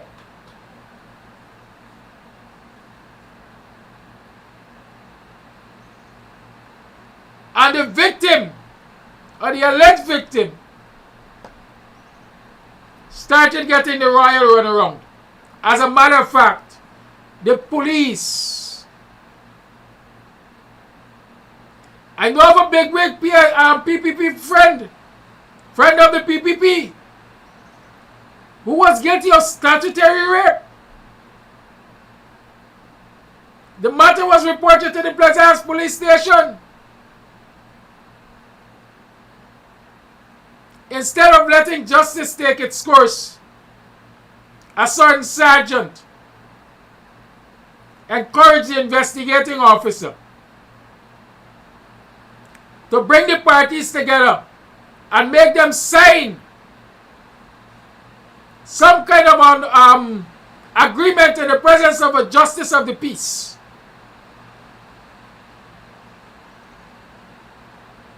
To say that the statutory rapist will take care of the child and the child. Wickedness in the society. There are lots of these cases I can talk about. Just recently, you heard me hint at it.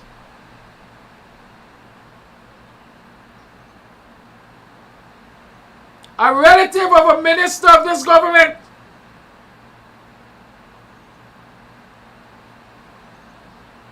was arrested by the police for illegalities, and they didn't spend 1 hour in the lockups. Once they pointed out who they were and indicated to the police that they must remember it's the PPP running this country, and heads gonna roll, they were released. The facts are still being gathered on that one, but you are going to hear about it eventually. But hint to Benny Bemekwa, take notice, and I know that those who are monitoring this program from below NCN and at Home Affairs and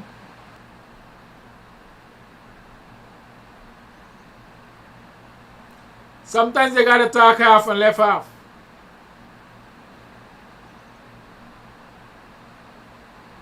Keep that in mind. We have people who are politically connected to this society with criminal intent, and they're perpetrating a lot of criminal acts in this society, and they're not being brought to justice. As a matter of fact, influencer, it was satirical. It was the image of another social media influencer in the arms of Ali. And the caption, to some extent, was saying, running to the PPP and running to the arms of Ali is for safe shelter for a lot of criminally involved people or allegedly criminal people. Many of you would have seen the image, I'm sure, and you know what I'm talking about. The PPP has always been and will continue to be a shelter for the criminally involved in this society. Look at all of the nomination day photographs where they are putting African Guyanese on parade. Like when the slave ships come in and they put the enslaved Africans on shore for the buyers. That's how they're putting them out in these photographs after nomination day. So, among the crowd in almost every instance. In almost every instance.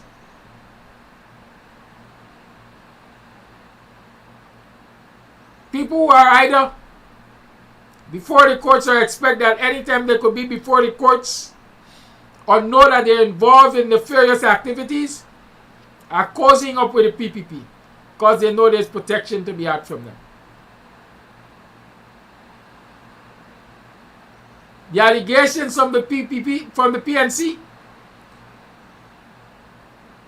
and the exhibits put out there to show how the PPP has been forging people's signatures and corrupting the electoral process in the local government election. An entire list of supporters, all the names on an entire list are questionable. They were all signed for by one person. Well, if that's not corruption and criminal, I don't know what else is. I am waiting to see what actions will be taken to bring those people to justice. Like I keep asking, how is it only African Guyanese were charged coming out of the 2020 elections with allegations of electoral fraud, etc.? Where are the 47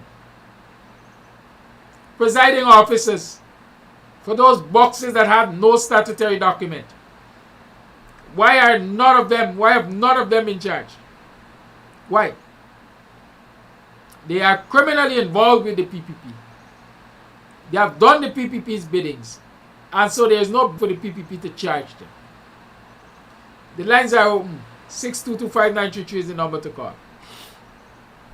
Real quick, I will continue to make allegations. You want not to know if I have the evidence.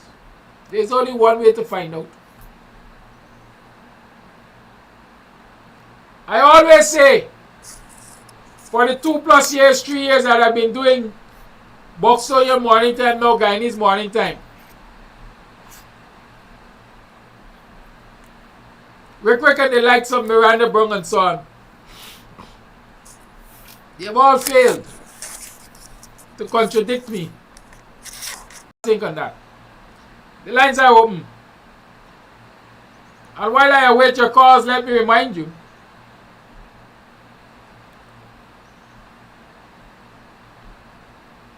that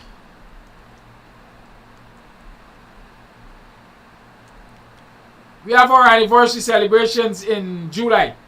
Not a long time from now. It might appear to be a long time.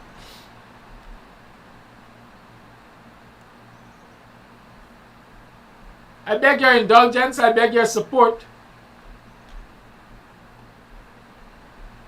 Because as you're quite aware, proceeds from this event will help to keep Kams TV on air. It will also help to keep our feeding program going and all of the other community-based activities. Proceeds from this event will certainly contribute to the continuation. Sorry about that. This phone was apparently in silent. Caller live, good morning. Caller live, good morning. Yeah, good morning. I don't know if I could make meaningful contribution because for most of the time when you were speaking, we were under heavy rainfall. Anyway, now I would like to think that they are into recovery and going back to clear up those unsolved mysteries. One mystery I would be glad for them to solve is the Monica Reese story, because that is an unsolved mystery going for years, and now they're solving those mysteries of 50 and 60 years back. So I know that the competent force will be able to do that. Anyway, as you rightly said, the rigging don't be on election day, and I hope that all a proper hearing. Last night I saw a replay of a thing with Marriott where he claimed that he is a person for the people. I want the people out there to remember that under this same Marriott Jack, you watch, remember Amelia's ward come down to Mocha, then now at Peter's Hall. All those edicts has now been passed that all the vending on the seawall, it's going to be prohibited, and there will be certain people who will be allowed to sell on the seawalls. We all know who is selling on the seawalls, African people. And when he has performed the domain, he is going to be removing them, throwing them out of the daily bread. People must remember the prior to 2015, when Rooks and Ben used to walk all over this country and break down people's businesses. We had a place at the Kissing Bridge down at Metamezog, I think it was. He went and he broke down that Kissing Bridge. Everybody used to go there when they married. So that's the order and the willful and vindictive, spiteful act of the PPP. So people, please be awoke. Now, when I talk, people get vexed. Now the Indians came to Guyana from Calcutta, the people them, as a form of indentureship. Because when the slave masters, when they decided they're going to get paid, they could go back home. Now history is repeating itself. Marriott now is the new slave master. So he's going into places like India, and those places he might soon be tracking to places like Myanmar and Burma and bring those people. And he's not going to be bringing people in the high class. He's going to be bringing people in Guyana with indentured laborers. Because once you come to a place, so you get your passage, you get paid. That is indenturdeship. So I hope those people are looking to see that Marriott is going back into history to bring them here again as indentured laborers.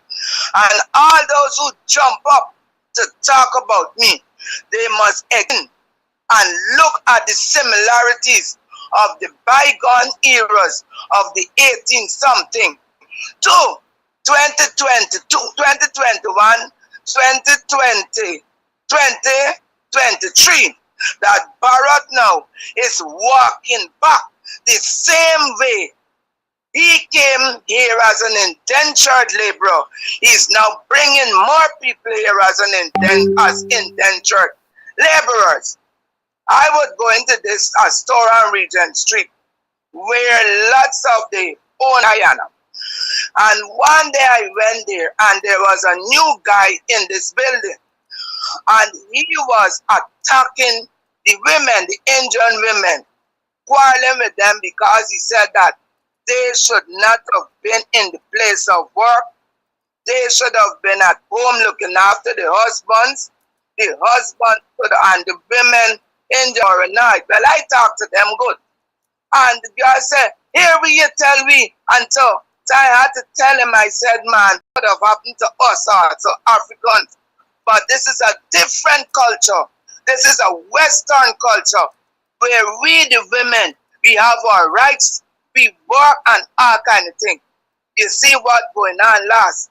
Now those places, many of them believe in child marriages. You have big men taking little girls' bread. Remember a few years back, it had a big man 30-something with a 13-year-old girl. That is their life. Now when you bring these people fresh with the culture from those lands, they will try to do it right here. So Guyana are at a good place with the install. And as another reminder, please go out and vote and know where you're putting your eggs.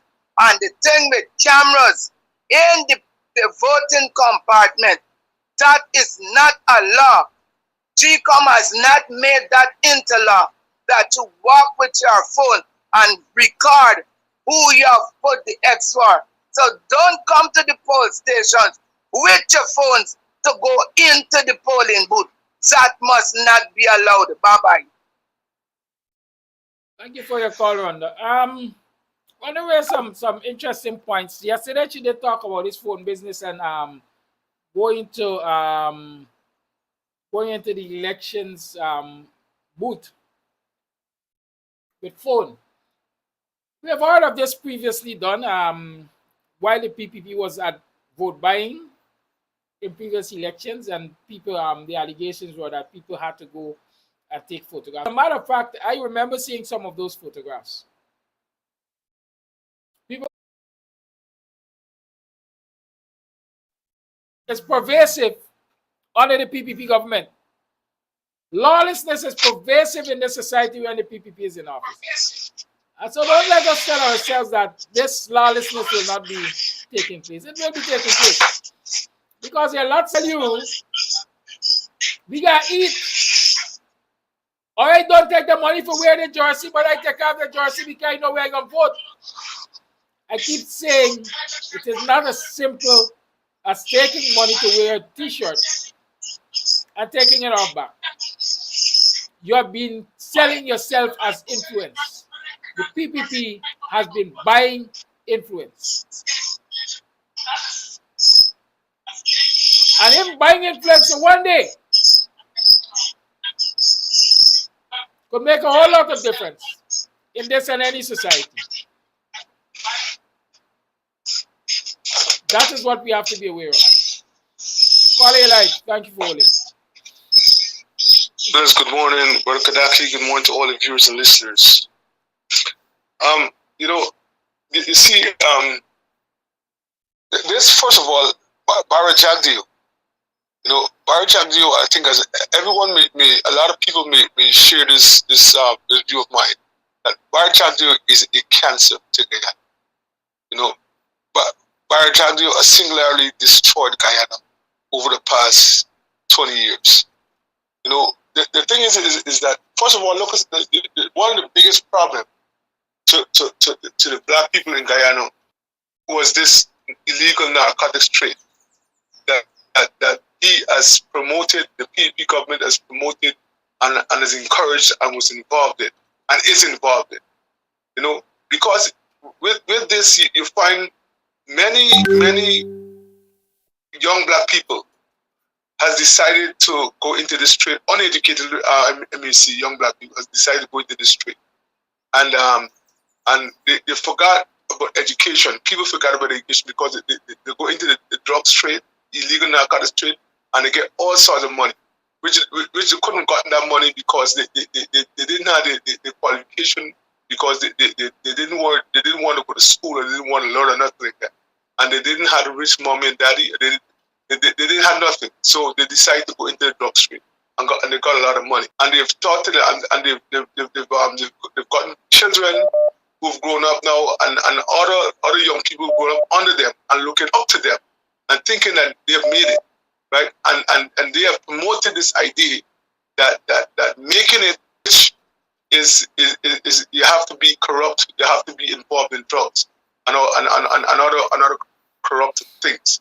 right? So this is glorified. And so what happened now is that young black folks and the young black people, even females, they look up to corruption. They look up to this drugs life. They look up to the people who controlling these urban areas. These black folks who control these urban areas because they have some money. They're thinking to themselves, you know what? This person made it because this person aligned themselves with the PAP government and they did drugs or they did what, and they made it. So this is the way they are gods. So that is one way that they have that Barjadi have created this kind of atmosphere, and it has destroyed the black community in Guyana. But little do these people know that every human's life there's a limit. There's a time when you will die, right? And yes, you may have children, and you might have left a few $1 million with these children. But the problem is that they don't realize that their children will have to face the same thing, the same corruption and the same subjugation, all these kind of things that they have faced. So they haven't created no sort of legacy, right? They have turned the back on creating a legacy and having the children, providing for the children and giving them the education and so on, but for them to believe in something else other than believing in crime and all this and corruption and all these things. So I do think that this atmosphere, this style that they have, the PB government have created through the Barjamio leadership have created over the past 20 years in Guyana. This culture, this crime culture, this has badly destroyed, impacted the black community. Where a black person would not look up to a person like you, who seem to be a very educated person, Dr. Hines and all these kind of people. I've known of black people who make, when you talk about Walter Rodney, they don't even know who Walter Rodney was. But when you talk, when Dr. Hines speak about Walter Rodney and so on, I know black people who talk trash, right? So we haven't learned respect, how to respect our elders, and what how to respect something that is useful to us. All we look at is what is shining in front of us and what is for now, right? We got some bribe money now, we got some corruption right now, and that's what we pray about. We don't do, and that is the problem. That is a problem within the black community. And I would like to talk. I would like the PAP government are racist, but they do have racist tendency. They have racist programs and so on, right?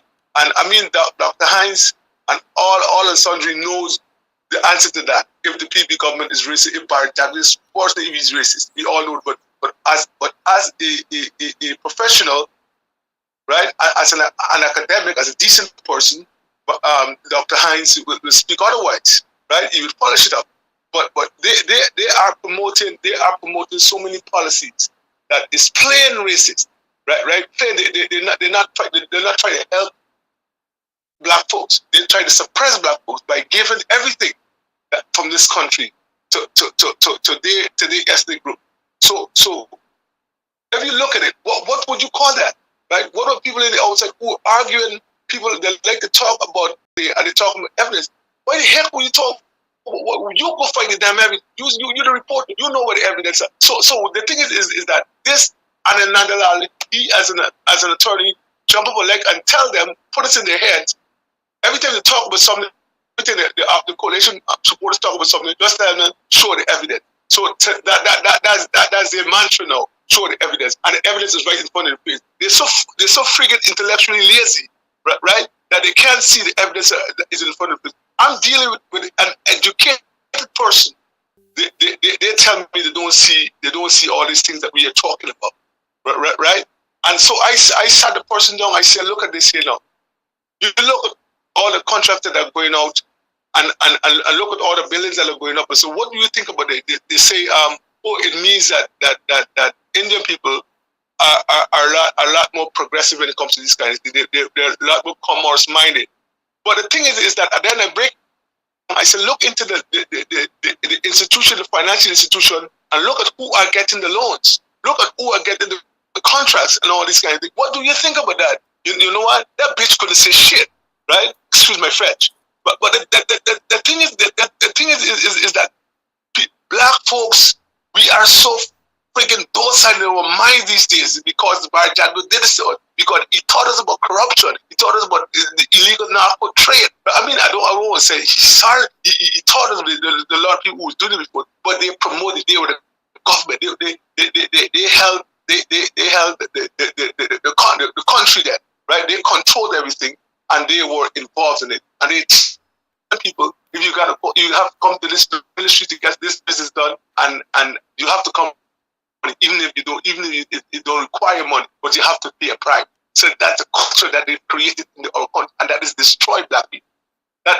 So black up to the decent black people no more. That's what I think. Thank you, caller. Now, there's who raises the question. Yes, it has been done before, but balloting.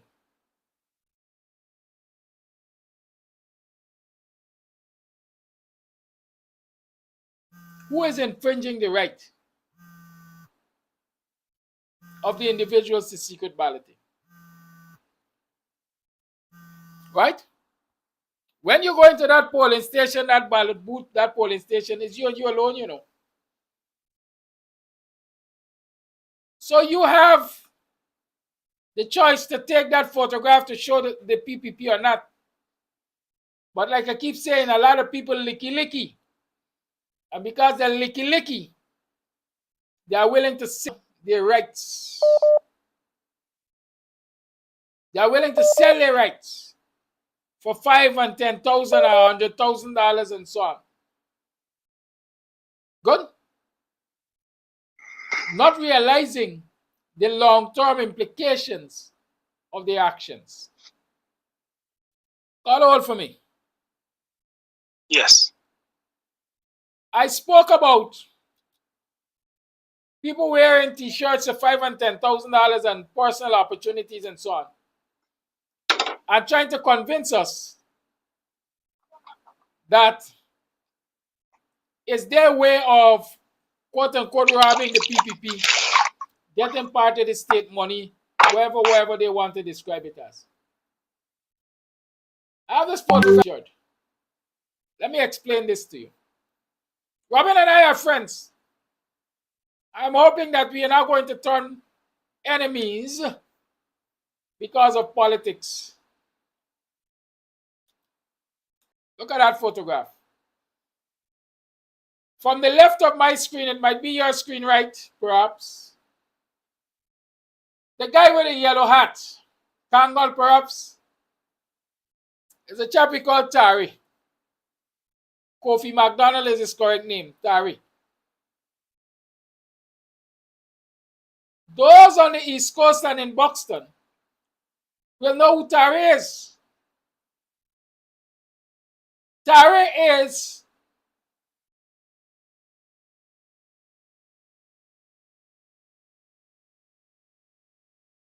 a youth mentor, let me call him, giving access to large numbers of young people in Buxton especially, and on the East Coast as a whole, because he promotes their poll. And so, when Tari puts on a PPP t-shirt, it's no longer about Tari, but it's about the influence that Tari can exert on all of those youngsters that he is going to have in his Maypole camp.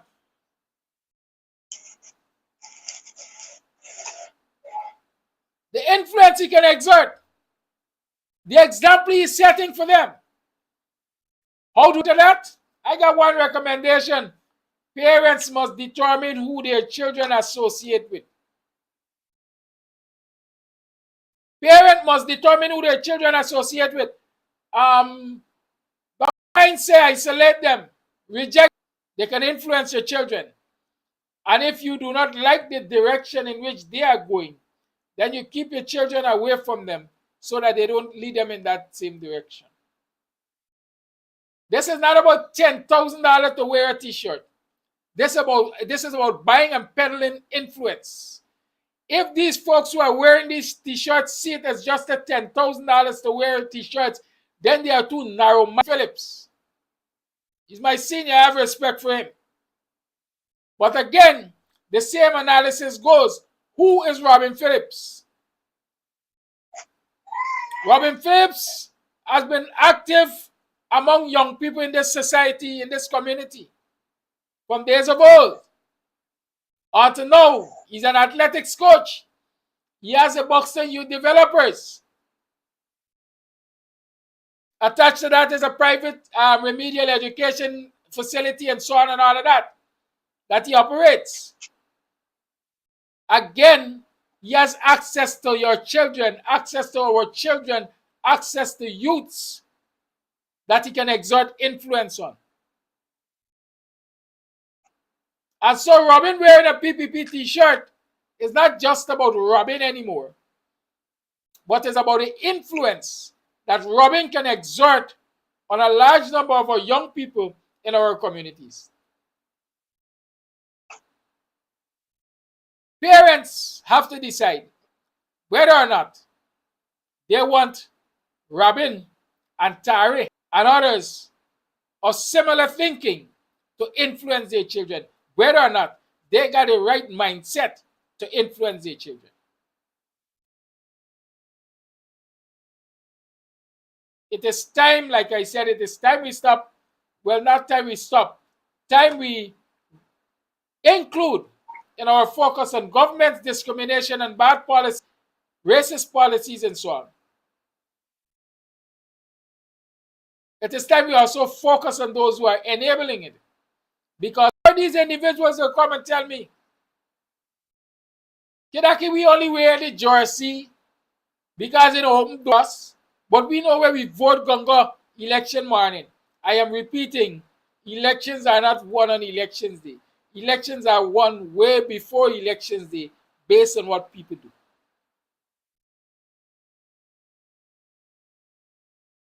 And like we're talking secret ballot, I might hear that comfort statement. Kidaki, you know with you. Caller, thank you for holding. The lines are open. Yes, good morning, Mr. Amsterdam. Good morning, all Guyanese, and good morning, everyone in the diaspora. I'd like to briefly talk on two quick subjects, being that we are on the subject matter of crime and criminality. And so the first one being money laundering. There is evidence, recent evidence in the United States, that the installed Vice President Barrett Jack Bill is involved in an international money laundering scheme, which firstly seeks to circumvent Guyana's laws, and it reaches as far as the United States to deal with international destabilization of the region. That evidence is now being sifted through and investigated. And I might say he's on video as part of that conspiracy with Chinese mafia types who know they broke the law in Guyana. And they're also on the video arranging this international destabilization by way of money and criminality that is funneled all the way and facilitated by Barrett Jack Deal. They're all on video. So when we see the United States governments and people coming here and Jack Deal and them going there, the United States, they're being summoned and served notice, which they're trying to keep hush-hush. Second point.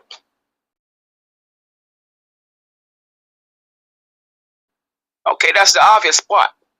There is something that's being overlooked, and it seems to be deliberate at this late point. The fact that Paper Short was killed not because they came for him specifically, but because they came there for Raja Khan. But they left out the predicate objective of the assassination. Now, so when you left out 75% of the protracted investigation, because if Roger Khan was to be brought into the equation, then Paper Short's murder could implicate persons like Caesar and the rest of them all the way into New York State federal courts, international crimes. So the way Roger Khan's assassination was phrased, and maybe Mr. Paul Slow could look into the matter, being that he's an expert from inside America on these FBI training type of things. Good. And Mr. Nigel Hughes could also look into the matter, because I raised it before, almost about 9 months ago, that when you tie in Roger Khan's lawyer's testimony, the same lawyer that got how many years, 8 years or whatever years he got in federal for tampering with witnesses, that case, according to public knowledge, ties Roger Khan motives to reach from the United States into Guyana and back to the United States, and all those who were party to. Now you see, Roger Khan's conspiracy doesn't just end when Roger Khan got locked up, because Roger Khan, according to the testimony, conspiracy in motion, that didn't just end with Roger. They have taken on a new life. And that's what the case of Roger Khan's lawyer shows. The man got almost about 12 or something years in the federal courts in the United States. Roger Khan's lawyer, I can't remember exactly how many time he got, but he got a significant amount of time. Hypothetically agreed to motion out of his mouth. You see, a conspiracy, but the dangerous part about it is that it reaches all the way back in the United States. It's dangerous in Guyana as well, but Guyana doesn't intend to act on it. So, that's another crime, another conspiracy. So when we look at the conspiracies that are currently happening now with Rupert Murdoch in the United States, for those of us who are in the diaspora and those of us who watch CNN and BBC, we must carefully assess how it is that Rupert Murdoch was dragged into confessions, and we must also recognize how Donald Trump is ending up in one conspiracy after another. By learning those blueprints, we can begin to understand largely what I'm talking about this morning, and how it is that Jack Deal, Irfan Ali, Nandalal, Gail Teixeira, Sam Hines, Robson Ben, to name just a few, are knowingly or unknowingly complicit in international crimes, as well as local crimes reaching into the United States. When I say international crimes, I mean diplomatic crimes. Jack Deal is involved in a... Pardon me? Thank you, Coffee. Yes, okay, thank you for accepting the call. Lines are closed. They can be opened right now. I have some voice notes to play. And it is 12 minutes to the 9 o'clock hour. Let's get our voice notes out of the way, and then we'll see if we can take another call or so.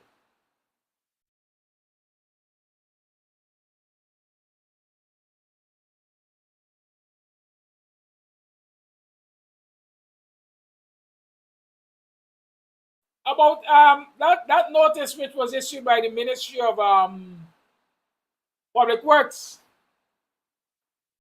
BBC Defense Department, about no selling zone and so on. Listen, all these people, I don't know what else people need to see to really understand what's happening in this country. When they spoke or during the Easter holidays, my understanding is the First Lady spent some money, state money most likely, and developed the area. and so on and so forth. And now people have to pay to utilize the space. I looked at the development that was taking place or is taking place around the Kingston Seawall area. And I did predict to y'all. I said when you look at the facilities which are being created there, will be handed out to friends and cronies of the government, and the ordinary man and woman will be cleared out from the area. And so here it is, we're seeing that instruction coming. Look at the instruction. I saw it yesterday, I read it. And it said basically that vending will only be permitted where those kiosks are. And so all of those people who are pulling carts and all of those persons who are putting out their little stands and so on alongside the seawall and so on as they try to make a bread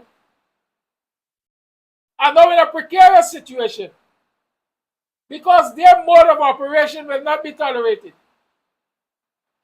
And so they now have to be looking for capital to first and foremost acquire a kiosk, assuming that the kiosk is available for their acquisition. In short, what they're doing, they're further pushing the ordinary man and woman to the periphery of the society, forcing them out of the economic activity of the society, and further oppressing them. They got to eat. Nobody else in the society got to eat. But I am warning, and I've been saying it quite a while, when the have-nots feel the pangs of hunger, they're going to come by you who got. Voice note. During the voice notes interview with Jagdeo, they accused Jagdeo of his government changing the laws and stuff like that to facilitate corruption and stuff like that. Ali came out soon after and started to bash the journalists, claiming that saying that it's easy to go and change the law. How can someone change the law and stuff like that? And before he even finished speaking, they went to the House of Assembly to change the law concerning our natural resource fund. They had 22-member board. They bring it down to 5. Now, when they change that law, they put it that if the finance minister do not make available the report of the finance, but this swearing Ashley Singh as a minister within the office of the president that responsible for finance. He is not the finance minister. So if push come to shove, Anna Landalal is going to come and tell the Guyanese people that the law says you should charge the finance minister, but Ashley Singh is not the finance minister. And that is the technicality that he's going to use so that they wouldn't get jailed for the corruption. Now, I said all of this to highlight something. This wanted bulletin that is out for the 2 people who is alleged that killed this police guy. What amazed me about this wanted bulletin, it stated that the offense that they wanted for took place on the 20th of June 2020. Now, by putting that date, a specific date, and instead of saying in or around that time, because they investigated a crime that took place the 20th of June, it is very easy for the murderers to get off if they seem that they find the body almost 3 years after, if the crime did not take place on that specific day. Could it be it's the same tactics? Because we can't trust the PPP.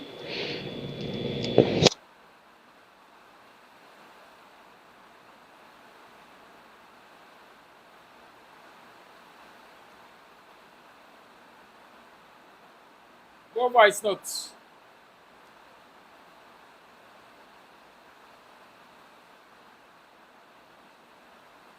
Few things. Now everybody up in arms about the factors.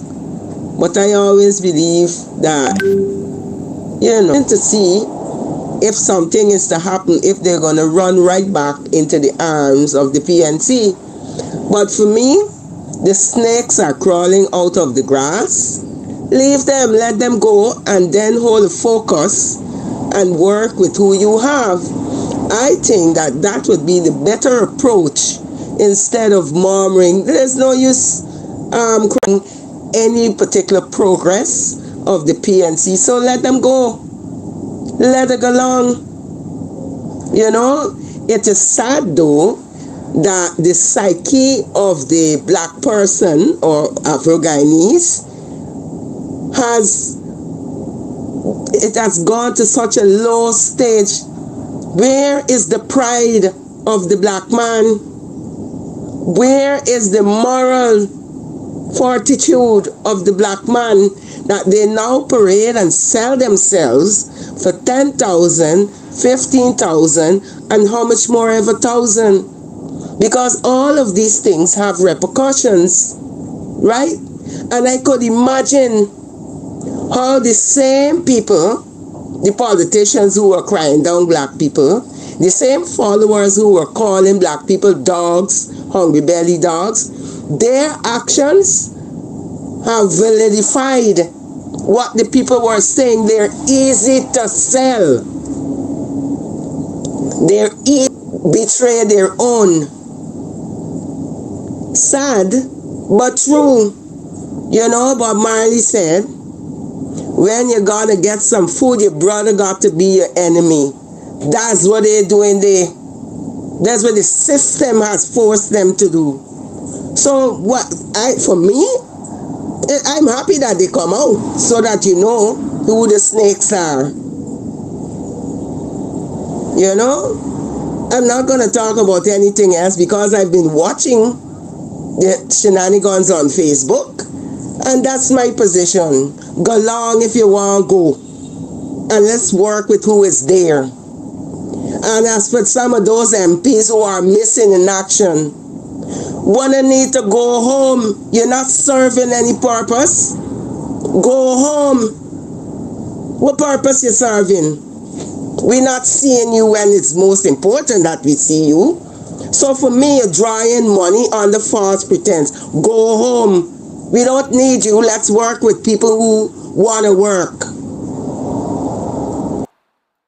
Another thing, Kedaki, my mother has been dead for about 3 years now, and I am not living there. So I want to know what I have to do to check out if her name is on that fraudulent list.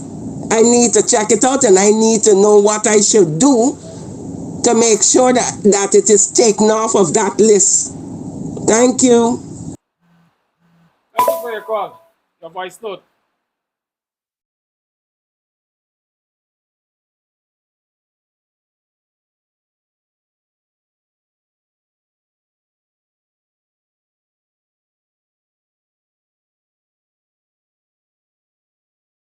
Reminding us or informing us that the permanent secretary for the Ministry of Home Affairs, y'all know the Ministry of Home Affairs taken away, seized by the U.S. authorities. I think you can follow that story.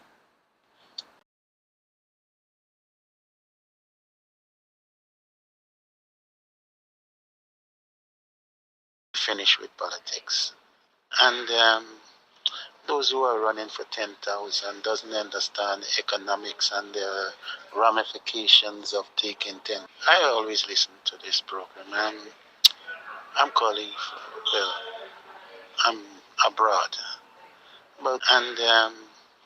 Those who are running for 10,000 doesn't understand economics and the ramifications of taking 10,000, because the interest rate to the roof, there is nothing. So our people need to wake up and know what's the value of money. Some people don't know what the value of money, so yeah.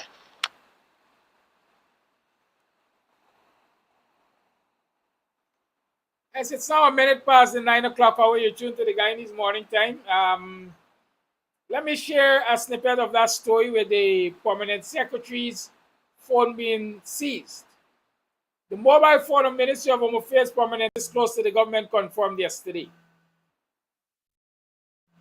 Starbuck News was unable to contact Minister of Home Affairs Robson Ben on the matter. The sources say the taking of the phone would have studies. Sorry for that. I don't know. I can try to find out. Somebody, if they know, can send us the information. But Kofi was talking about Roger Khan's lawyer, Robert Simmels, were threatening witnesses in a drug-related case, right? So that's a lawyer that Kofi was talking about, Robert Simmels. He was sentenced to 14 years in prison in 2009. 14 and 9 is 23, right? He might be coming out anytime now, or maybe he came out last year, I don't know. Good? So yes, in relation to that finance minister issue, yes, we spoke about that before. It's a tricky trick. Who do you hold accountable? Ashley Singh had the taste of being held accountable because when the coalition was in office for the management or lack thereof of the country's resources, and as we would say, he was saved by the skin of his teeth. Right? By the skin of his teeth. And so Ashley come in and do finance duties in this country for the PPP again, most likely. Right? Most likely have had to find a way of securing himself, protecting himself. And that is what he has done. Or that is what he agreed to do. He will not be named finance minister. Responsibility for finances with the president. And the law says what? The president cannot be charged and placed before the court while he is president or for the duties that he performed while he is president. I want to say to you, have a good day. Somebody was asking before I leave, what's the date of the anniversary celebrations? It's the 15th of July. Yes, it's Saturday the 15th of July. And so come on down and let's have a good time. It's a three-course dinner and dance. We have a live band in place. If you like, some people like to order their table specials, you can do that. You can hit me up on 6225933. And let's talk about the table specials and so on. But just understand that the venue can only hold so many persons. And so if you want to be part of this, this event, which I know is going to be a wonderful event, you're going to get to rub shoulders with some of your politicians and so on, some of the leaders and so on. Hit me up and let me know how many tickets you would like to take, and let us reserve them for you. Also, on the 12th of July, I did it last year, and I'm doing it again for the children. Last year, I did an ice cream banquet for the young people in the area because it's the actual date of my birthday, the 12th of July. And last year, I did that ice cream banquet for them. This year, I'm doing ice cream banquet again for those youngsters, right? I'm going to look for at least 100 children that I can lighten their heart, put a smile on their face with the ice cream banquet. This year, we're going to do movie and ice cream, right? We're going to do a big screen movie with the children. There are people who care about them out there. We have to show them that love. We have to offer them good guidance and not be selfish to use them for our own personal gains. Good? Have a good day. See you all around. Tonight is Friday night. You're going to see Dr. Hines.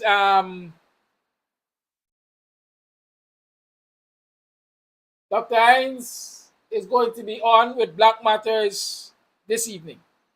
Right? So join Dr. Hines this evening for Black Matters. And those of you who are in the Melanie area, join us this Sunday at 6 o'clock in front of the Melanie Nursery School there. I think what it's called, May 26th or 8th of May, which one? Nursery School at Melanie for Working People's Alliance. That is WPA meeting this Sunday in Melanie. It's going to be 6 o'clock in front of the nursery school.